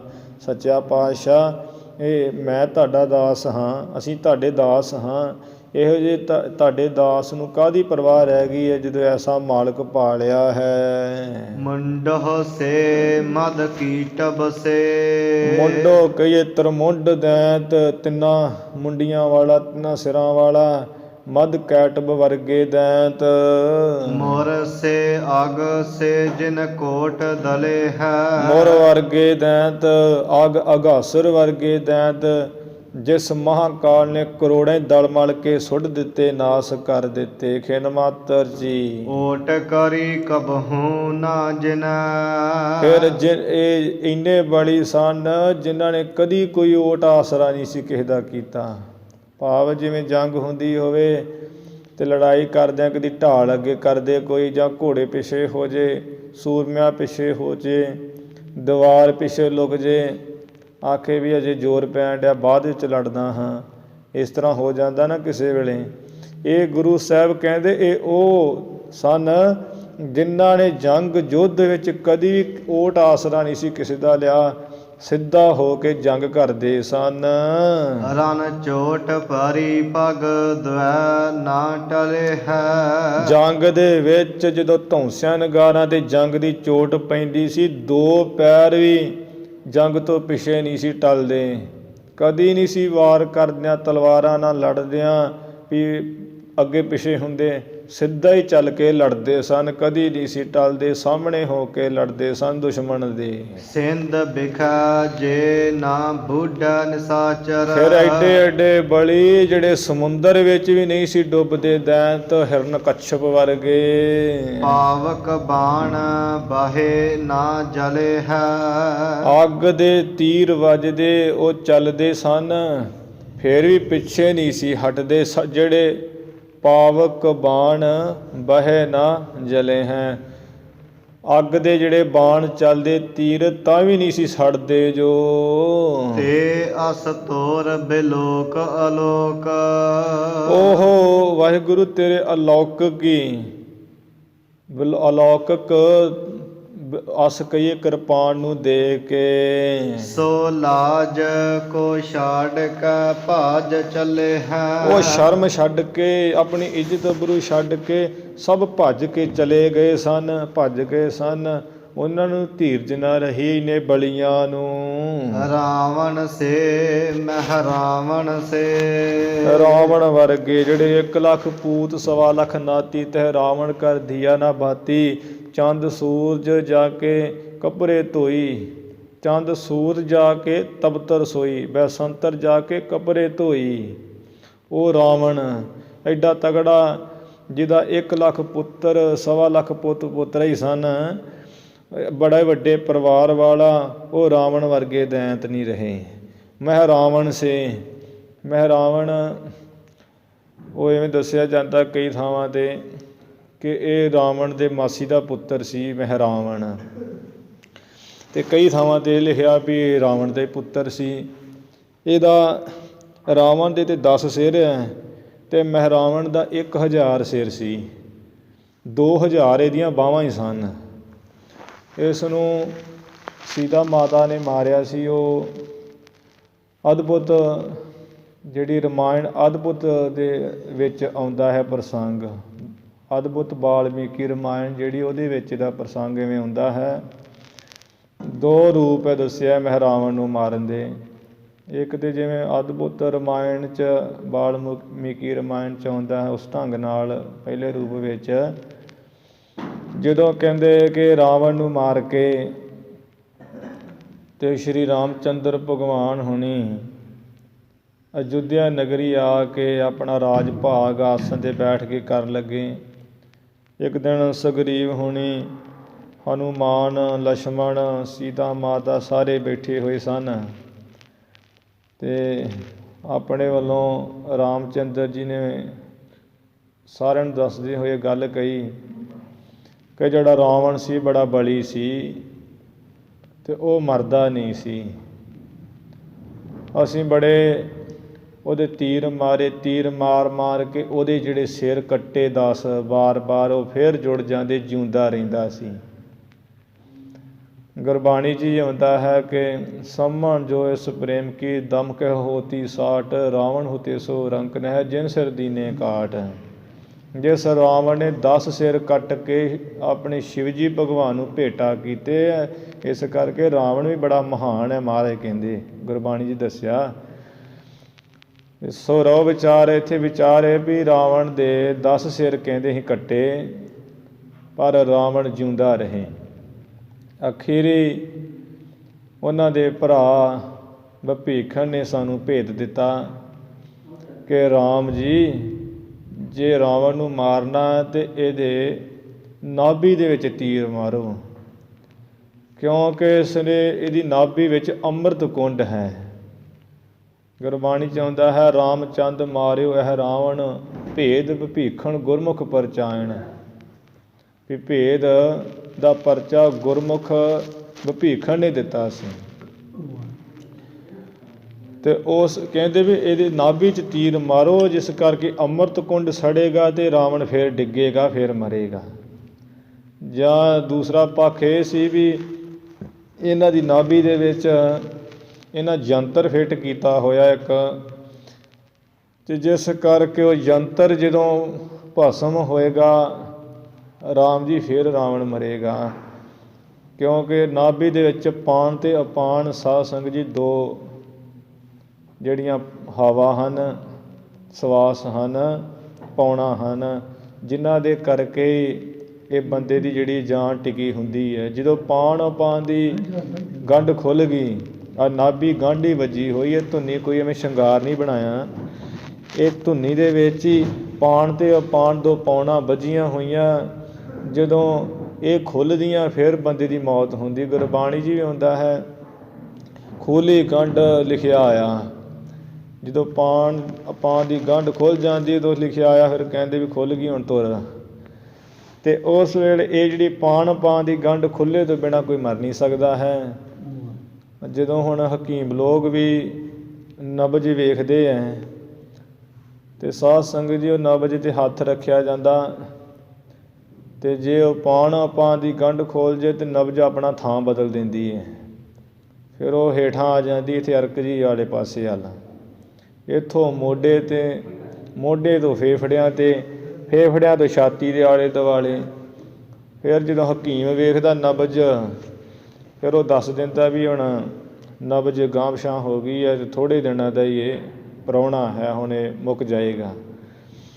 ਇਸ ਤਰ੍ਹਾਂ ਪਾਨ ਅਪਾਨ ਦੀ ਗੰਢ ਨਾਭੀ ਦੇ ਵਿੱਚ, ਅਤੇ ਨਾਭੀ ਦੇ ਵਿੱਚ ਹੀ ਰਾਵਣ ਦੇ ਅੰਮ੍ਰਿਤ ਕੁੰਡ ਸੀ ਜਾਂ ਜੰਤਰ ਹੈ। ਤੁਸੀਂ ਸ਼੍ਰੀ ਰਾਮਚੰਦਰ ਭਗਵਾਨ ਜੀ ਦੇ ਤੀਰ ਮਾਰੋ ਇਹਦੀ ਨਾਭੀ ਵਿੱਚ, ਉਹ ਭਸਮ ਹੋਵੇ ਜਾਂ ਜੰਤਰ ਨਸ਼ਟ ਹੋਵੇ ਅਤੇ ਇਹ ਫਿਰ ਮਰੇਗਾ। ਕਹਿੰਦੇ ਫਿਰ ਇਸ ਤਰ੍ਹਾਂ ਭੀਖਣ ਦੇ ਭੇਦ ਦੇਣੇ ਕਰਕੇ ਅਸਾਂ ਨੇ ਜਿਹੜਾ ਹੈ ਤੀਰ ਮਾਰਨੇ ਸ਼ੁਰੂ ਕਰ ਦਿੱਤੇ। ਬੇਅੰਤ ਤੀਰ ਮਾਰੇ ਰਾਵਣ ਦੀ ਨਾਭੀ ਦੇ ਵਿੱਚ। ਸਰੀਰਾਂ ਦੇ ਆਕਾਰ ਵੀ ਬੜੇ ਵੱਡੇ ਸਨ, ਸਾਡੇ ਜਿਹੜੇ ਨਹੀਂ ਕਿ 5-7 ਫੁੱਟ ਦੇ ਹੀ, ਬੜੇ ਬੜੇ ਵੱਡੇ ਸਰੀਰ ਸਨ। ਨਾਭੀ 'ਚ ਤੀਰ ਮਾਰੇ, ਅੰਮ੍ਰਿਤ ਕੁੰਡ ਨਸ਼ਟ ਹੋ ਗਿਆ ਜਾਂ ਯੰਤਰ ਨਸ਼ਟ ਹੋ ਗਿਆ, ਅਤੇ ਰਾਵਣ ਜਿਹੜਾ ਸੀ ਉਸ ਵੇਲੇ ਸਰੀਰ ਛੱਡ ਕੇ ਡਿੱਗਾ ਹੈ, ਫਿਰ ਮਰਿਆ ਹੈ। ਇਵੇਂ ਰਾਮਚੰਦਰ ਜੀ ਨੇ ਜਦੋਂ ਆਪਣੀ ਵੱਲੋਂ ਸਾਰਿਆਂ ਨੂੰ ਇਹ ਗੱਲ ਸੁਣਾਈ, ਜਿਵੇਂ ਹਰ ਕੋਈ ਸੁਣਾਉਂਦਾ ਹੈ ਵੀ ਮੈਂ ਇੱਦਾਂ ਕੀਤਾ ਉੱਦਾਂ ਕੀਤਾ, ਸ਼ੇਖੀ ਜੀ ਮਾਰੀ। ਉਹ ਅਦਭੁਤ ਵਾਲਮੀਕੀ ਰਾਮਾਇਣ 'ਚ ਪ੍ਰਸੰਗ ਆਉਂਦਾ ਵੀ ਫਿਰ ਉਸ ਵੇਲੇ ਸੀਤਾ ਮਾਤਾ ਜੀ ਹੱਸੇ ਖਿੜਖੜਾ ਕੇ। ਰਾਮ ਜੀ ਕਹਿਣ ਲੱਗੇ ਵੀ ਤੁਸੀਂ ਕਾਹਨੂੰ ਹੱਸੇ ਹੋ? ਕਹਿੰਦੇ ਵੀ ਰਾਮ ਜੀ ਤੁਸੀਂ ਕਾਹਨੂੰ ਐਵੇਂ ਸ਼ੇਖੀਆਂ ਮਾਰ ਰਹੇ ਹੋ? ਰਾਵਣ ਨੂੰ ਮਾਰਿਆ, ਕੀ ਮਾਰਿਆ? ਹਜੇ ਤਾਂ ਇੱਕ ਬਹੁਤ ਬੜਾ ਬਲੀ ਮਹਿਰਾਵਣ ਜਿਉਂਦਾ ਹੈ। ਜੋ ਮਹਿਰਾਵਣ ਨੂੰ ਮਾਰੋਗੇ ਫਿਰ ਤੁਹਾਡੀ ਬਹਾਦਰੀ ਸੂਰਮਤਾਈ ਹੈ, ਹਜੇ ਕਾਹਦੀ ਬਹਾਦਰੀ ਹੈ? ਉਹ ਮਹਿਰਾਵਣ ਬੜਾ ਬਲੀ ਆ, ਉਹਨੂੰ ਮਾਰੋ, ਫਿਰ ਤੁਸੀਂ ਆਪਣੇ ਆਪ ਦਾ ਬਹਾਦਰਪੁਣਾ ਦੱਸਿਓ। ਉਸੇ ਵੇਲੇ ਰਾਮਚੰਦਰ ਜੀ ਨੇ ਸ਼ਸਤਰ ਬਸਤਰ ਆਪਣੇ ਸਭ ਕੱਸ ਲਏ। ਬਾਲੀ ਦਾ ਭਰਾ ਸੁਗਰੀਵ, ਹਨੂੰਮਾਨ, ਲਛਮਣ ਇਤਿਆਦਿਕ ਫੌਜ ਲੈ ਕੇ ਚੜ੍ਹਾਈ ਕਰ ਦਿੱਤੀ। ਨਾਲ ਹੀ ਸੀਤਾ ਮਾਤਾ ਜੀ ਸਮੁੰਦਰ ਟੱਪ ਕੇ ਪਾਰ ਗਏ ਮਹਿਰਾਵਣ ਦੇ ਪਾਸ, ਜਿਹਦੇ 1000 ਸਿਰ 2000 ਬਾਹਾਂ ਹੀ ਸਨ। ਉੱਥੇ ਜਾ ਕੇ ਫਿਰ ਉਹ ਬੜਾ ਬਲੀ, ਉਹਨੇ ਕਹਿੰਦੇ ਐਸੇ ਤੀਰ ਛੱਡੇ, ਜਿੱਥੋਂ ਜਿੱਥੋਂ ਕੋਈ ਆਇਆ ਉੱਥੇ ਉੱਥੇ ਉਸੇ ਤੀਰ ਨਾਲ ਉਹਨੇ ਪਹੁੰਚਾ ਦਿੱਤੇ। ਉਹ ਫਿਰ ਉੱਥੇ ਬੜੀ ਭਾਰੀ ਬਣ ਗਈ। ਸੀਤਾ ਮਾਤਾ ਅਤੇ ਰਾਮ ਜੀ ਬਚੇ। ਉਹਨੇ ਇਹਨਾਂ ਨੂੰ ਮੂਰਛਿਤ ਕਰ ਦਿੱਤਾ ਸੀ। ਅਖੀਰੀ ਫਿਰ ਜਿਵੇਂ ਪਰਮਾਤਮਾ ਦੀ ਮੌਜ ਹੁੰਦੀ ਹੈ, ਕੰਮ ਕਿਸੇ ਕੋਈ ਵੀ ਕਰਾ ਸਕਦਾ ਹੈ। ਖਿਨ ਮੈਂ ਨੀਚ ਕੀਟ ਕੋ ਰਾਜ, ਜਿਵੇਂ ਕੀੜਿਆਂ ਨੂੰ ਰਾਜ ਦੇ ਦਿੰਦਾ ਨਾ ਮਹਾਰਾਜ, ਇਸੇ ਤਰ੍ਹਾਂ ਦੀ ਮੌਜ ਹੀ ਆ ਵੀ ਉਹਨੇ ਕੀ ਕਰਨਾ, ਕਿਹਦੇ ਕੋਲ ਕੰਮ ਲੈ ਲੈਣਾ ਹੈ। ਉਸ ਵੇਲੇ ਕਹਿੰਦੇ ਸੀਤਾ ਮਾਤਾ ਨੇ ਕਾਲੀ ਦਾ ਰੂਪ ਧਾਰਨ ਕੀਤਾ ਸੀ, ਕਾਲੀ ਦੇਵੀ ਦਾ। ਤੇ ਮਹਿਰਾਵਣ ਦਾ ਵੱਧ ਕੀਤਾ। ਉਹ ਮਹਿਰਾਵਣ ਬੜਾ ਬਲੀ। ਤੇ ਇਸੇ ਤਰ੍ਹਾਂ ਹੀ ਇਹਦੀ ਇੱਕ ਰੂਪ ਹੈ ਵਾਲਮੀਕੀ ਰਾਮਾਇਣ ਅਦਭੁਤ ਦਾ। ਦੂਸਰਾ ਅਲੌਕਿਕ ਇਤਿਹਾਸ ਇਹ ਹੈ ਵੀ ਜਦੋਂ ਦੂਸਰੇ ਰੂਪ ਵਿੱਚ ਲੰਕਾ ਦੇ ਜਦੋਂ ਜੰਗ ਲੱਗੀ ਹੈ, ਰਾਮਚੰਦਰ ਜੀ ਹੁਣੀ ਗਏ, ਜੰਗ ਕਰ ਰਹੇ ਸਨ, ਯੁੱਧ ਹੋ ਰਿਹਾ ਸੀ। ਅਤੇ ਜਿਹੜਾ ਮਹਿਰਾਵਣ ਹੈ, ਇਹ ਮਹਿਰਾਵਣ ਪਤਾਲ ਵਿੱਚ ਰਹਿੰਦਾ ਸੀ। ਰਾਵਣ ਦਾ ਪੁੱਤਰ ਸਮਝ ਲਓ, ਜਾਂ ਰਾਵਣ ਦੇ ਮਾਸੀ ਦਾ ਲੜਕਾ, ਉਹ ਵੀ ਉਹ ਭਰਾ ਲੱਗਾ। ਅਤੇ ਇਹ ਪਤਾਲ ਵਿੱਚੋਂ ਆਇਆ ਅਤੇ ਲਛਮਣ ਨੂੰ ਅਤੇ ਰਾਵਣ ਨੂੰ ਦੋਨਾਂ ਨੂੰ ਹੀ ਲੈ ਗਿਆ ਸੀ। ਫਿਰ ਹਨੂੰਮਾਨ ਨੇ ਕਹਿੰਦੇ ਇਹਦਾ ਮਹਿਰਾਵਣ ਦਾ ਵੱਧ ਕੀਤਾ। ਆਪਣੇ ਸੇਵਕ ਕੋ ਦੇ ਵਡਿਆਈ ਜਿਵੇਂ ਦੇਣੀ ਸੀ। ਅਤੇ ਉਹ ਫਿਰ ਦੋਨਾਂ ਨੂੰ ਬਿਠਾ ਕੇ ਮੋਢਿਆਂ 'ਤੇ ਹਨੂੰਮਾਨ ਵਾਪਸ ਲਿਆਇਆ ਸੀ। ਇਹ ਜਿਹੜਾ ਹੈ ਕਿਸੇ ਪੁਰਾਣ ਵਿੱਚ ਕਥਾ ਨਹੀਂ ਆਉਂਦੀ ਹੈ, ਸੀਨੇ ਬਸੀਨੇ ਜਿਵੇਂ ਚੱਲਦੀ ਆਉਂਦੀ ਉਸੇ ਤਰ੍ਹਾਂ ਹੀ। ਕਿਉਂਕਿ ਜਿਹੜੇ ਹੁਣ ਪੁਰਾਣਾ ਵਿੱਚ ਤਾਂ ਨਹੀਂ ਇਹ ਹੈ ਕਿ ਰਾਮ ਜੀ ਦਾ ਥੋੜ੍ਹੀ ਫਿਰ ਜਿਹੜੀ ਹੀਣਤਾ ਹੁੰਦੀ ਹੈ, ਤਾਂ ਕਰਕੇ ਵੀ ਹਨੂੰਮਾਨ ਦੇ ਵਡੱਪਣਪੁਣਾ ਹੁੰਦਾ, ਤਾਂ ਕਰਕੇ ਉਹ ਹੈ ਨਹੀਂ ਹੈ ਪ੍ਰਸੰਗ। ਜਿਵੇਂ ਵੱਡ ਵਡੇਰੇ ਸੀਨੇ ਬਸੀਨਿਆਂ ਦੀ, ਜਿਵੇਂ ਕਈ ਸਥਾਨ ਸਾਡੇ ਵੀ ਗੁਰੂ ਘਰਾਂ ਦੇ ਹੈਗੇ ਹੈ, ਉਹਨਾਂ ਦਾ ਇਤਿਹਾਸ ਨਹੀਂ ਹੈਗਾ ਗ੍ਰੰਥਾਂ ਦੇ ਵਿੱਚ, ਪਰ ਉਹ ਸਥਾਨ ਸੀਨੇ ਬਸੀਨੇ ਕਰਕੇ ਹੈਗੇ ਹੈ। ਜਿਵੇਂ ਹੁਣ ਆਪਣਾ ਨਗਰ ਹੀ ਹੈ, ਮੱਲੂ ਨੰਗਲ ਦਾ ਇਤਿਹਾਸ ਮਹਾਰਾਜ ਗੁਰੂ ਅਰਜਨ ਦੇਵ ਜੀ ਦਾ, ਜਾਣਗੇ ਲੀਲੇ ਆਉਣਗੇ ਗਿੱਲੇ। ਹੁਣ ਇਹ ਇਤਿਹਾਸ ਜਦੋਂ ਆਪਾਂ ਕਥਾ ਕਰਦੇ ਸੂਰਜ ਪ੍ਰਕਾਸ਼ ਦੀ ਜਾਂ ਹੋਰ ਗ੍ਰੰਥਾਂ ਦੀ, ਉਹ ਕਿਤੇ ਨਹੀਂ ਲਿਖਿਆ ਹੈ। ਪਰ ਇਹ ਜਿਵੇਂ ਸੀਨਾ ਬਸੀਨਾ ਵੱਡ ਵਡੇਰਿਆਂ ਬਜ਼ੁਰਗਾਂ ਤੋਂ ਚੱਲਦਾ ਆ ਰਿਹਾ ਹੈ, ਅਤੇ ਉਸ ਮੁਤਾਬਕ ਹੀ ਇੱਥੇ ਸਥਾਨ ਬਣਿਆ ਸੀ ਉਸ ਸਮੇਂ ਦਾ ਹੀ, ਜਿਸ ਕਰਕੇ ਭਾਈ ਕਾਹਨ ਸਿੰਘ ਨਾਭਾ ਨੇ ਮਹਾਨ ਕੋਸ਼ ਦੇ ਵਿੱਚ ਆਪਣੇ ਇਸ ਨਗਰ ਦਾ ਸਥਾਨ ਦਾ ਜਿਹੜਾ ਲਿਖਿਆ ਹੋਇਆ। ਉਂਝ ਹੋਰ ਕਿਤੇ ਇਤਿਹਾਸੀ ਗ੍ਰੰਥ ਵਿੱਚ ਇਹ ਸਥਾਨ ਨਹੀਂ ਆਉਂਦਾ ਹੈ। ਅਤੇ ਇਹ ਸਥਾਨ ਵੇਖੋ ਹੈਗਾ ਵੀ ਹੈ, ਬਣਦਾ ਵੀ ਹੈ। ਅੱਗੇ ਗੁਰੂ ਕੇ ਬਾਗ ਦਾ ਇਤਿਹਾਸ ਗੁਰਬਾਣੀ 'ਚ ਉੱਥੇ ਆਈ ਜਾਂਦਾ ਇਤਿਹਾਸ ਵਿੱਚ। ਇਹ ਸੀਨੇ ਵਸੀਨੇ ਹੁੰਦੀਆਂ। ਜਿਵੇਂ ਮਾਲਵੇ ਵਿੱਚ ਗੁਰੂ ਕਾ ਸਥਾਨ ਹੈ ਬੇਰ ਸਾਹਿਬ, ਛੇਵੇਂ ਪਾਤਸ਼ਾਹ ਜੀ ਗਏ, ਉਹ ਵੀ ਇਤਿਹਾਸ ਵਿੱਚ ਨਹੀਂ ਹੈਗਾ, ਪਰ ਉਂਝ ਉਹ ਸਥਾਨ ਹੈਗਾ ਹੈ।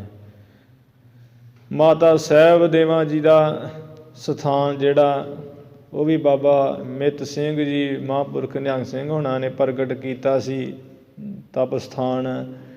ਕਈ ਐਸੇ ਸਥਾਨ ਹੈਗੇ ਜਿਨ੍ਹਾਂ ਦਾ ਇਤਿਹਾਸ ਨਹੀਂ ਲਿਖਿਆ ਹੈਗਾ, ਮਿਲਦਾ ਨਹੀਂ, ਪਰ ਉਹ ਸੀਨਾ ਬਸੀਨਾ ਜਿਵੇਂ ਬਜ਼ੁਰਗ ਵੱਡੇ ਵਡੇਰੇ ਚੱਲਦੇ ਹੁੰਦੇ, ਉਹਨਾਂ ਦੱਸਿਆ, ਅਤੇ ਉਹ ਸਥਾਨ ਬਣੇ ਹੋਏ ਅਤੇ ਹੈਗੇ ਵੀ ਹੈ।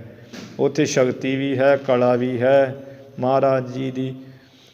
ਇਸ ਤਰ੍ਹਾਂ ਜਿਹੜੇ ਹੈ ਮਹਿਰਾਵਣ ਨੂੰ ਮਾਰਨ ਦੀ ਜਿਹੜੀ ਕਥਾ ਵੀ ਹਨੂੰਮਾਨ ਨੇ ਮਾਰਿਆ ਸੀ, ਉਹ ਆਉਂਦੀ ਹੈ ਜਿਹੜੀ ਸੀਨਾ ਬਸੀਨਾ ਚੱਲਦੀ।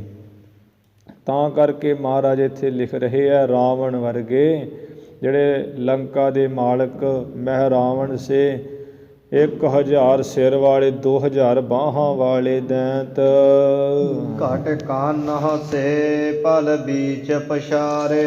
ਘਟ ਕਾਨ੍ਹ ਜੋ ਕੁੰਭਕਰਨ ਸੀ, ਜਿਹਦੇ ਘੜੇ ਵਾਂਗੂ ਬੜੇ ਵੱਡੇ ਕੰਨ ਸਨ। ਘਟ ਨਾਮ ਦਾ ਅਰਥ ਕਈ ਘੋੜਾ ਵੀ ਕਰਦੇ, ਜਿਹਦੇ ਘੋੜੇ ਤੋਂ ਵੱਡੇ ਕੰਨ ਸਨ, ਕੁੰਭਕਰਨ। ਜੋ 6 ਮਹੀਨੇ ਇਹ ਰਾਵਣ ਦਾ ਛੋਟਾ ਭਰਾ ਹੀ ਸੀ, 6 ਮਹੀਨੇ ਜੋ ਸੁੱਤਾ ਰਹਿੰਦਾ ਸੀ। ਇੱਕ ਦਿਨ ਉੱਠਦਾ, 6 ਮਹੀਨੇ ਸੌਂਦਾ। ਉਹ ਸਾਧਨਾ ਹੀ ਕੀਤੀ ਸੀ, ਚਲੀਸਾ ਹੀ ਕੱਟਿਆ ਸੀ ਇਸਨੇ ਵੀ। ਅਤੇ ਇਹਦੀ ਇੱਛਾ ਤਾਂ ਉਂਝ ਇਹ ਸੀ ਵੀ ਮੈਂ ਬੰਦਗੀ ਕਰਕੇ, ਸਾਧਨਾ ਕਰਕੇ ਇਹ ਵਰ ਲੈਣਾ ਵੀ 6 ਮਹੀਨੇ ਮੈਂ ਜਾਗਾਂ ਅਤੇ 1 ਦਿਨ ਸੌਵਾਂ। ਇਹਦੀ ਇਹ ਇੱਛਾ ਸੀ।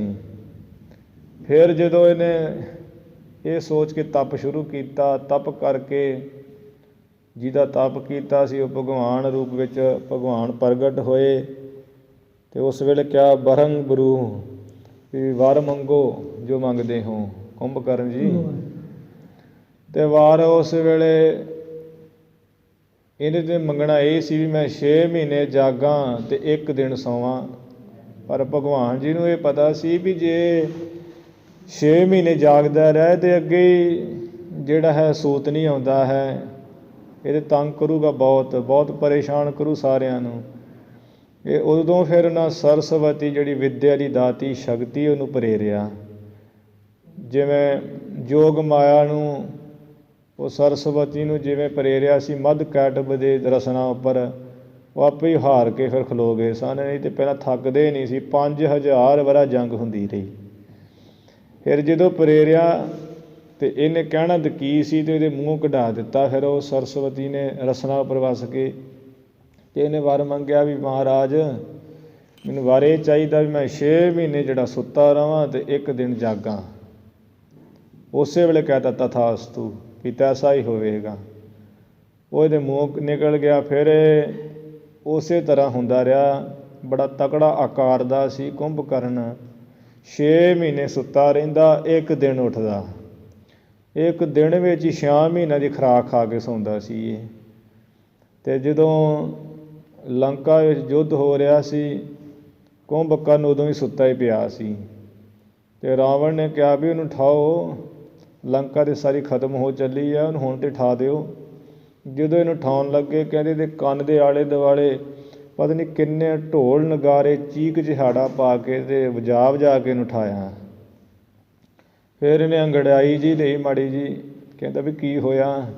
ਕਹਿੰਦੇ ਹੋਣਾ ਕਿ ਉਧਰ ਤੇ ਤੇਰੇ ਭਰਾ ਰਾਵਣ ਦੀ ਲੰਕਾ ਸਾਰੀ ਖਤਮ ਹੋ ਚੱਲੀ ਹੈ ਅਤੇ ਤੂੰ ਅਜੇ ਵੀ ਸੁੱਤਾ ਹੈ। ਉਸ ਵੇਲੇ ਬੜੀ ਛੇਤੀ ਨਾਲ ਉੱਠਿਆ ਸੀ ਅਤੇ ਜੰਗ ਕੀਤਾ ਕੁੰਭਕਰਨ ਨੂੰ ਵੀ ਹਨੂੰਮਾਨ ਨੇ ਮਾਰਿਆ ਸੀ, ਕੋਈ ਕਹਿੰਦਾ ਲਛਮਣ ਨੇ ਮਾਰਿਆ। ਚਲੋ ਜਿਸ ਨੇ ਵੀ ਮਾਰਿਆ ਹੈ, ਪਰ ਮਾਰਿਆ ਹੈ ਕਾਲ ਨੇ ਕਿਸੇ ਰੂਪ ਵਿੱਚ। ਕਟਕਾਹਨੋ ਸੇ ਪਲ ਬੀਚ ਵਿਸਾਰੇ। ਹੇ ਪ੍ਰਭੂ ਤੂੰ ਕਾਲ ਰੂਪ ਹੋ ਕੇ ਕੁੰਭਕਰਨ ਵਰਗੇ ਬੜੀ ਜਿਹੜੇ 6 ਮਹੀਨੇ ਸੌਂਦੇ 1 ਦਿਨ ਉੱਠਦੇ ਸਨ, ਐਸੇ ਬੜੀ ਵੀ ਤੂੰ ਪਲ ਦੇ ਵਿੱਚ ਹੀ ਪਛਾੜ ਦਿੱਤੇ, ਮਾਰ ਦਿੱਤੇ ਸਨ। ਬਾਰਦ ਨਾਦ ਅਕੰਪਨ ਸੇ। ਬਾਰਦ ਨਾਦ ਮੇਘਨਾਦ, ਇਹਦਾ ਬਾਰਦ ਕਹੀਏ ਬੱਦਲ, ਅਤੇ ਬੱਦਲ ਨਾਮ ਮੇਘ ਦਾ ਹੈ, ਅਤੇ ਨਾਦ ਕਹੀਏ ਗੱਜਣਾ। ਜੋ ਬੱਦਲ ਵਾਂਗ ਗੱਜਦਾ ਸੀ। ਮੇਘਨਾਦ ਰਾਵਣ ਦਾ ਪੁੱਤਰ ਜਦੋਂ ਗੱਜਦਾ ਸੀ ਨਾ ਜੰਗ ਯੁੱਧ ਵਿੱਚ ਜਾਂ ਉੱਦਾਂ ਕ੍ਰੋਧ ਵਿੱਚ, ਕਹਿੰਦੇ ਐਸੀ ਗਰਜ ਸੀ ਜਿਵੇਂ ਬੱਦਲ ਗੱਜਦਾ ਹੈ, ਤਾਂ ਕਰਕੇ ਇਹਦਾ ਨਾਮ ਸੀ ਮੇਘਨਾਦ। ਮੇਘਨਾਦ ਅਕੰਪਨ ਸੇ, ਜੋ ਸਮਾਲੀ ਦਾ ਪੁੱਤਰ ਸੀ ਰਾਜੇ ਦਾ, ਅਤੇ ਰਾਵਣ ਦਾ ਬੜਾ ਤਗੜਾ ਵਜ਼ੀਰ, ਅਤੇ ਉਂਝ ਮਾਮਾ ਲੱਗਦਾ ਸੀ ਰਿਸ਼ਤੇ ਵਿੱਚੋਂ ਅਕੰਪਨ ਵਰਗੇ ਬਲੀ। ਜਗ ਜੰਗ ਜੁਰੇ ਜਿਨ ਸਿਓ ਜਮ ਹਾਰੇ। ਜਦੋਂ ਇਹ ਯੁੱਧ ਕਰਦੇ ਸਨ, ਜੰਗ ਵਿੱਚ ਜੁਟਦੇ, ਅਤੇ ਜਿਨ੍ਹਾਂ ਦੇ ਨਾਲ ਲੜਦਾ ਜਮ ਹਾਰੇ। ਜਮ ਰਾਜਾ ਵੀ ਹਾਰ ਜਾਂਦਾ ਸੀ, ਉਹ ਵੀ ਭੱਜ ਜਾਂਦਾ ਸੀ, ਧਰਮ ਰਾਜਾ ਵੀ। ਅਤੇ ਅੰਤ ਨੂੰ ਉਹ ਜਿਹੜੇ ਜੰਗ ਵਿੱਚ ਜੁੜਨ ਵਾਲੇ ਏਡੇ ਬਲੀ, ਉਹ ਵੀ ਕਾਲ ਤੋਂ ਹਾਰ ਗਏ ਸਨ, ਮਾਰੇ ਗਏ ਸਨ। ਕੁੰਭ ਅਕੁੰਭ ਸੇ ਜੀਤ ਸਭੇ ਜਗ। ਕੁੰਭ ਅਕੁੰਭ ਵੀ ਲੰਕਾ ਵਿੱਚ ਹੀ ਹੋਏ, ਕੁੰਭ ਅਕੁੰਭ ਵਰਗੇ ਜਿਨ੍ਹਾਂ ਨੇ ਸਾਰੇ ਜੱਗ ਨੂੰ ਜਿੱਤ ਕੇ। ਸਤ ਹੂੰ ਸਿੰਧ ਹਥਿਆਰ ਪਖਾਰੇ। ਆਪਣੇ ਜਿਹੜੇ ਫਿਰ ਸਾਰੇ ਸੰਸਾਰ ਨੂੰ ਜਿੱਤ ਕੇ ਆਪਣੇ ਹਥਿਆਰ 7 ਸਮੁੰਦਰਾਂ ਵਿੱਚ ਹੀ ਧੋਤੇ ਸਨ, ਬਣਾ ਸਵਾਰ ਕੇ। ਜੇ ਹੋਤੇ ਅਕਟੇ ਬਿਕਟੇ। ਗੁਰੂ ਮਹਾਰਾਜ ਕਹਿੰਦੇ ਖਾਲਸਾ ਜੀ, ਜਿਹੜੇ ਵੀ ਹੁੰਦੇ ਹੈ ਸਨ, ਜਿਹੜੇ ਵੀ ਬਿਗਟੇ ਕਹੀਏ ਆਕੀ ਹੋਏ ਪਏ ਸੀ, ਅਕਟੇ ਕਹੀਏ ਨਾ ਕੱਟੇ ਜਾਣ ਵਾਲੇ ਸਨ, ਬੜੇ ਬਲੀ। ਸੋ ਕੱਟੇ ਕਰ ਕਾਲ ਕਿਰਪਾਨ ਕੇ ਮਾਰੇ। ਉਹ ਸਾਰੇ ਕਾਲ ਮਹਾਕਾਲ ਨੇ ਆਪਣੀ ਕਿਰਪਾਨ ਦੇ ਵਾਰ ਕਰਕੇ ਮਾਰੇ ਹੈ। ਉਹ ਮਾਰ ਕੇ ਸੋ ਕੱਟੇ ਕਰ ਕਾਲ ਕਿਰਪਾਨ ਕੇ ਮਾਰੇ। ਜੋ ਕਾਲ ਕਿਰਪਾਨ ਨੂੰ ਧਾਰਨ ਕਰਨ ਵਾਲਾ ਹੈ, ਉਸ ਨੇ ਕੱਟ ਕੇ ਮਾਰੇ ਹੈ। ਇਹ ਮਾਰ ਕੇ ਸਭ ਕੱਟੇ ਹਨ ਐਡੇ ਬਲੀ। ਜੋ ਕਹੋ ਕਾਲ ਤੇ ਭਾਜ ਕੇ ਬਾਚੀਅਤ। ਇਸ ਕਰਕੇ ਖਾਲਸਾ ਜੀ, ਜੇ ਕੋਈ ਇਹ ਗੱਲ ਕਹੇ ਕਿ ਜੇ ਕੋਈ ਕਾਲ ਤੋਂ ਭੱਜ ਕੇ ਬਚਣਾ ਚਾਹਵੇ, ਭੱਜਣਾ ਚਾਹਵੇ ਵੀ ਮੈਂ ਬਚ ਜਾਵਾਂ ਮਰਾਂ ਨਾ, ਤਾਂ ਕਿਹ ਕੁੰਟ ਕਹੋ ਭਜ ਜਈਐ। ਦੱਸੋ ਵੀ, ਕਹੋ ਦਾ ਅਰਥ ਵੀ ਦੱਸੋ ਉਹ ਕਿਸ ਕੁੰਡ ਵਿੱਚ, ਕਿਸ ਨੁੱਕਰ ਵਿੱਚ ਜਾ ਕੇ, ਕਿਸ ਕੋਨੇ ਵਿੱਚ ਭੱਜ ਕੇ ਜਾਏਗਾ। ਕਿਸ ਕੋਨੇ ਵਿੱਚ ਵੀ ਭੱਜ ਸੋਚੇ ਵੀ ਕਿ ਕੋਨੇ 'ਚ ਹੀ ਭੱਜ ਜਾਈਏ ਜਿੱਥੇ ਬਚ ਜਾਵਾਂਗੇ। ਕਿੱਥੇ ਭੱਜ ਕੇ ਜਾਏਗਾ, ਉਹ ਬਚ ਨਹੀਂ ਸਕਦਾ ਹੈ। ਆਗੇ ਹੂੰ ਕਾਲ ਧਰੇ ਅਸਗਾਜਤ। ਕਿਸ ਪਾਸੇ ਜਾਓਗੇ ਭਾਈ, ਉਹ ਜਿੱਧਰ ਜਾਓਗੇ ਉਸੇ ਪਾਸੇ ਹੀ ਉਹ ਕਾਲ ਆਪਣੇ ਹੱਥ ਵਿੱਚ ਕਿਰਪਾਨ ਧਾਰ ਕੇ, ਗਾਜਤ ਕਹੀਏ ਗੱਜਦਾ ਹੈ। ਸਾਜਤ ਹੈ ਜਿਹ ਤੇ ਨਸ ਆਈਐ। ਜੋ ਜਿਸ ਤੋਂ ਨੱਸ ਕੇ ਆਈਏ ਵੀ ਉਸ ਤੋਂ ਨਿਕਲ ਜਾਈਏ, ਭੱਜ ਜਾਈਏ, ਤੇ ਉਹ ਸਾਜਤ ਹੈ। ਉਹਦੇ ਅੱਗੇ ਹੀ ਸੋਭ ਰਿਹਾ, ਸੱਜ ਰਿਹਾ ਹੈ, ਬਿਰਾਜ ਰਿਹਾ ਹੈ। ਉਹਦੇ ਅੱਗੇ ਹੀ ਸੱਜ ਧੱਜ ਰਿਹਾ ਹੈ ਕਾਲ, ਜਿੱਥੋਂ ਭੱਜ ਕੇ ਜਾਣਾ ਹੈ। ਜੇ ਉਸ ਤੋਂ ਨੱਸ ਆਈਏ, ਸਾਜਤ ਹੈ, ਉਹ ਅੱਗੇ ਹੀ ਸੱਜ ਰਿਹਾ ਭਾਈ, ਉਹਦੇ ਤੋਂ ਭੱਜ ਨਹੀਂ ਸਕੀਦਾ। ਮੂਸਾ ਭੱਜਿਆ ਮੌਤ ਤੋਂ, ਮੌਤ ਅੱਗੇ ਖੜੀ। ਜਿਵੇਂ ਮੂਸਾ ਪੈਗੰਬਰ ਕਹਿੰਦੇ ਵੀ ਉਹਨੂੰ ਦੱਸ ਦਿੱਤਾ ਕਾਲ ਨੇ ਵੀ, ਫਰਿਸ਼ਤੇ ਨੇ ਵੀ ਤੇਰੀ ਮੌਤ ਹੈ ਇੰਨੇ ਸਮੇਂ 'ਤੇ ਤੂੰ ਜਿਹੜਾ ਕੋਈ 2-4 ਪਲ ਜੀਣੇ ਜੀ ਲਾ ਅਤੇ ਆਪਣਾ ਫਿਰ ਤੁਰ ਲੈ, ਇੰਨੇ ਸਮੇਂ 'ਤੇ ਤੇਰੀ ਮੌਤ ਹੈ। ਉਸ ਵੇਲੇ ਜਦੋਂ ਮੂਸੇ ਨੂੰ ਇਹ ਗੱਲ ਦਾ ਪਤਾ ਲੱਗਾ ਵੀ ਮੈਂ ਕਾਲ ਦੇ ਵੱਸ ਨਾ ਹੋ ਜਾਵਾਂ, ਮੌਤ ਤੋਂ ਵੱਜਦਾ ਵੱਜਦਾ ਭੱਜਿਆ ਹੈ। ਬੜੀ ਦੂਰ ਭੱਜ ਕੇ ਜਾ ਕੇ ਸਾਹ ਲਿਆ, ਸੋਚਦਾ ਵੀ ਬਚ ਗਿਆ ਹਾਂ। ਅਗਲੇ ਪਾਸੇ ਇੱਕ ਅਣਜਾਣ ਪੁਰਖ ਮਿੱਟੀ ਪੁੱਟ ਰਿਹਾ ਕਬਰ ਦੀ, ਅਤੇ ਮੂਸਾ ਜੀ ਕਹਿਣ ਲੱਗੇ ਵੀ ਤੁਸੀਂ ਕੌਣ, ਇੱਥੇ ਕਰ ਰਹੇ ਹੋ? ਉਹ ਕਹਿੰਦਾ ਵੀ ਕਰਨਾ ਕੁਰਨਾ ਕੀ ਹੈ, ਇੱਕ ਮੂਸਾ ਨਾਮ ਦਾ ਹੈ ਕੋਈ, ਅਤੇ ਉਹਦੀ ਮੌਤ ਹੈ ਅੱਜ ਹੋਣੀ ਵਾਲੀ ਹੈ, ਅਤੇ ਉਹਦੇ ਵਾਸਤੇ ਮੈਂ ਕਬਰ ਪੁੱਟ ਰਿਹਾ ਹਾਂ। ਉਸ ਵੇਲੇ ਮੂਸਾ ਜੀ ਸੁਣ ਕੇ ਤੇ ਹੈਰਾਨ ਹੋ ਗਏ ਕਿ ਉੱਥੋਂ ਭੱਜ ਕੇ ਮੈਂ ਆਇਆ ਹਾਂ ਵੀ ਬਚ ਜਾਵਾਂ, ਅਤੇ ਮੌਤ ਤੇ ਅੱਗੇ ਖੜੀ ਹੈ। ਤਾਂ ਉਹ ਵਿਚਾਰ ਬਣੀ ਹੈ ਵੀ ਮੂਸਾ ਭੱਜਿਆ ਮੌਤ ਤੋਂ, ਮੌਤ ਅੱਗੇ ਖੜੀ। ਕਿ ਉਹ ਭੱਜੇ ਸਨ ਜਿਹ 'ਤੇ ਨੱਸ ਆਈਏ, ਜਿਸ ਤੋਂ ਨੱਸ ਕੇ ਵੀ ਆ ਜਾਵੇ ਕੋਈ, ਮੈਂ ਬਚ ਜਾਵਾਂ, ਸਾਜਤ ਹੈ, ਉਹਦੇ ਅੱਗੇ ਸੱਜ ਰਿਹਾ ਹੈ। ਆਗੇ ਹੂੰ ਕਾਲ ਧਰੇ ਅਸ ਗਾਜਤ, ਪਹਿਲਾਂ ਹੀ ਅੱਗੇ ਹੀ ਉਹ ਹੱਥ ਵਿੱਚ ਤਲਵਾਰ ਰੱਖ ਕੇ ਕਾਲ ਗੱਜ ਰਿਹਾ ਹੈ। ਅੱਗੇ ਐਸੋ ਨਾ ਕਾ ਗਇਓ ਕੋਈ ਸੋ ਦਾਵਰੇ। ਦਾਵਰੇ ਐਸਾ ਤੇ ਕੋਈ ਨਹੀਂ, ਮਹਾਰਾਜ ਕਹਿੰਦੇ ਕਹਿ ਕੇ ਗਿਆ ਦਾਵ ਉਪਾਵ ਯਤਨ ਹੀਲਾ, ਕਹਿ ਦੀ ਥਾਂ ਪਾਠ ਕਹਿ ਹੈ ਮੁੱਖ ਉਂਝ ਵੀ ਐਸਾ ਕੋਈ ਨਹੀਂ ਹੈ, ਦਾਵ ਘਾਵ ਕਹਿ ਕੇ ਗਿਆ। ਜਾਹੇ ਉਪਾਵ ਸੋ ਘਾਟ ਬਚਈਆ। ਵੀ ਜਿਸ ਐਸਾ ਕੋਈ ਦਾਵ ਘਾਵ ਕਹਿ ਕੇ ਨਹੀਂ ਗਿਆ, ਜਿਸ ਉਪਾਵ ਯਤਨ ਦੇ ਨਾਲ ਘਾਟ ਬਚਈਏ, ਵੀ ਉਸ ਦੇ ਵਾਰ ਤੋਂ ਬਚ ਜਾਈਏ, ਕਾਲ ਦੇ ਵਾਰ ਤੋਂ ਬਚ ਜਾਈਏ, ਬਚ ਸਕੇ ਜੀਵ। ਜਾਤੇ ਨਾ ਛੂਟੀਐ ਮੋੜ ਕਹੂੰ। ਘਾਟ ਪਾਠ ਨਹੀਂ ਹੈ, ਜਾਹੇ ਉਪਾਵ ਸੋ ਘਾਵ ਬਚਾਈਏ, ਜਿਸ ਕਰਕੇ ਉਹਦੇ ਯਤਨ ਦੇ ਵੀ ਜਿਸ ਯਤਨ ਨਾਲ ਦੇ ਘਾਵ ਕਹੀਏ ਵਾਰ ਤੋਂ ਬਚ ਜਾਈਏ। ਜਾਤੇ ਨਾ ਛੂਟੀਐ ਮੂੜ ਕਹੂੰ। ਕਿਸੇ ਤਰ੍ਹਾਂ ਵੀ ਜਿਸ ਕਾਲ ਤੋਂ ਮੂਰਖ ਮਨੁੱਖ ਹੈ ਜੀਵ ਛੁੱਟੀਦਾ ਹੀ ਨਹੀਂ ਹੈ, ਛੁੱਟ ਹੀ ਨਹੀਂ ਸਕੀਦਾ। ਹਸਤਾ ਕੀ ਨਾ ਕਿਉ ਸਰਨਾਗਤ ਜਾਈਐ। ਗੁਰੂ ਸਾਹਿਬ ਜੀ ਕਹਿੰਦੇ ਫਿਰ ਉਸ ਸ੍ਰੀ ਕਾਲ ਵਾਹਿਗੁਰੂ ਮਹਾਂਕਾਲ ਦੇ ਉਹਦੀ ਸ਼ਰਨ ਭਾਈ ਕਿਉਂ ਨਾ ਹੱਸ ਕੇ ਆਪ ਹੀ ਚਲੇ ਜਾਈਏ, ਉਹਦੀ ਸ਼ਰਨ ਕਿਉਂ ਨਾ ਚਲੇ ਜਾਈਏ, ਜਿਸ ਤੋਂ ਬਚਾਅ ਹੈ ਹੀ ਨਹੀਂ, ਜਿਹਦੇ ਤੋਂ ਆਪਾਂ ਬਚ ਹੀ ਨਹੀਂ ਸਕਦੇ, ਉਹਦੀ ਸ਼ਰਨ ਹੀ ਕਿਉਂ ਨਾ ਹੱਸ ਕੇ ਚਲੇ ਜਾਈਏ, ਜਿਸ ਕਰਕੇ ਅਸੀਂ ਫਿਰ ਬਚ ਜਾਵਾਂਗੇ। ਜਦੋਂ ਕੋਈ ਬੜਾ ਤਗੜੇ ਨਾਲ ਹੀ ਪੰਗਾ ਲੈ ਲਿਆ, ਪਤਾ ਹੈ ਵੀ ਉਹਨੇ ਤੇ ਖਾਤਮਾ ਕਰ ਹੀ ਦੇਣਾ, ਅਤੇ ਕਿਉਂ ਨਾ ਵੀ ਉਹਦੇ ਪਾਸ ਆਪ ਹੀ ਚਲੇ ਜਾਈਏ, ਉਹਦੇ ਕੋਲ ਮਾਫੀ ਮੰਗ ਲਈਏ, ਅਤੇ ਉਹਦੇ ਨਾਲ ਜੁੜ ਜਾਈਏ, ਮੇਲ ਮਿਲਾਪ ਕਰ ਲਈ, ਬਚ ਜਾਈਏ। ਹੁਣ ਇਹਦੇ ਸ੍ਰੀ ਕਾਲ ਮਹਾਂਕਾਲ ਹੈ, ਇਹਦੇ ਤੋਂ ਤੇ ਵੱਡੇ ਵੱਡੇ ਨਹੀਂ ਬਚੇ, ਸਤਿਗੁਰੂ ਜੀ ਨੇ ਉਪਰੋਕਤ ਜਣਾ ਹੀ ਦਿੱਤੇ ਆ। ਤੇ ਤਾਂ ਸਤਿਗੁਰੂ ਕਹਿੰਦੇ ਆ, ਜਾ ਤੇ ਨਾ ਛੂਟੀਏ ਮੂੜ ਕਹੂੰ, ਇਹ ਮੂਰਖ ਆ ਜਿਸ ਤੋਂ ਕਦੀ ਕੋਈ ਛੁੱਟਿਆ ਨਹੀਂ ਹੈ, ਛੁੱਟ ਹੀ ਨਹੀਂ ਸਕੀਦਾ, ਬਚ ਹੀ ਨਹੀਂ ਸਕੀਦਾ। ਹੱਸ ਤਾ ਕੀ ਨਾ ਕਿਉਂ ਸਰਨਾਗਤ ਜਾਈਏ, ਕਿਉਂ ਨਾ ਹੱਸ ਕੇ ਉਹਦੀ ਸ਼ਰਨ ਵਿੱਚ ਚਲੇ ਜਾਈਏ। ਤਾਂ ਜਿਸ ਕਰਕੇ ਸੋ ਨਰ ਕਾਲ ਫਾਸਤੇ ਬਾਚੇ, ਜੋ ਹਰ ਸਰਣ ਸਿਧਾਏ। ਉਹ ਕਾਲ ਤੋਂ ਬਚ ਜਾਂਦਾ ਹੈ। ਸਭ ਕੋ ਕਾਲ ਸਭਨ ਕੋ ਕਰਤਾ, ਰੋਗ ਸੋਗ ਦੋਖਨ ਕੋ ਹਰਤਾ।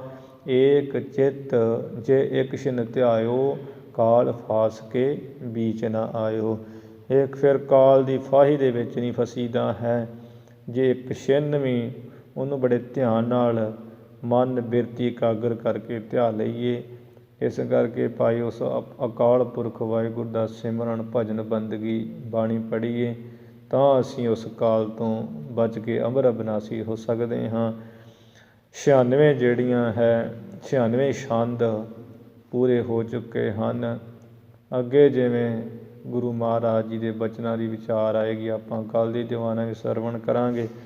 ਹੁਣ ਇੱਥੇ ਹੀ ਆਪਾਂ ਸਮਾਪਤੀ ਕਰੀਏ। ਧੰਨ ਧੰਨ ਸ੍ਰੀ ਗੁਰੂ ਗ੍ਰੰਥ ਸਾਹਿਬ ਜੀ ਮਹਾਰਾਜ। ਗੁਰੂ ਕੀ ਸੰਗਤ ਬਖਸ਼ਨਹਾਰ ਹੈ, ਬਖਸ਼ ਲੈਣਾ ਜੀ। ਭੁੱਲਾਂ ਚੁੱਕਾਂ ਦੀ ਖਿਮਾ, ਵਿਚਾਰਾਂ ਦੀ ਸਮਾਪਤੀ ਹੈ। ਐਸੋ ਨਾ ਕਾ ਗਇਓ ਕੋਈ ਸੋ ਦਾਵਰੇ, ਜਾਹੇ ਉਪਾਵ ਸੋ ਘਾਵ ਬਚਈਆ। ਜਾਤੇ ਨਾ ਛੂਟੀਐ ਮੂੜ ਕਹੂੰ, ਹਸ ਤਾ ਕੀ ਨਾ ਕਿਉ ਸਰਨਾਗਤ ਜਈਆ। ਵਾਹਿਗੁਰੂ ਜੀ ਕਾ ਖਾਲਸਾ, ਵਾਹਿਗੁਰੂ ਜੀ ਕੀ ਫਤਿਹ।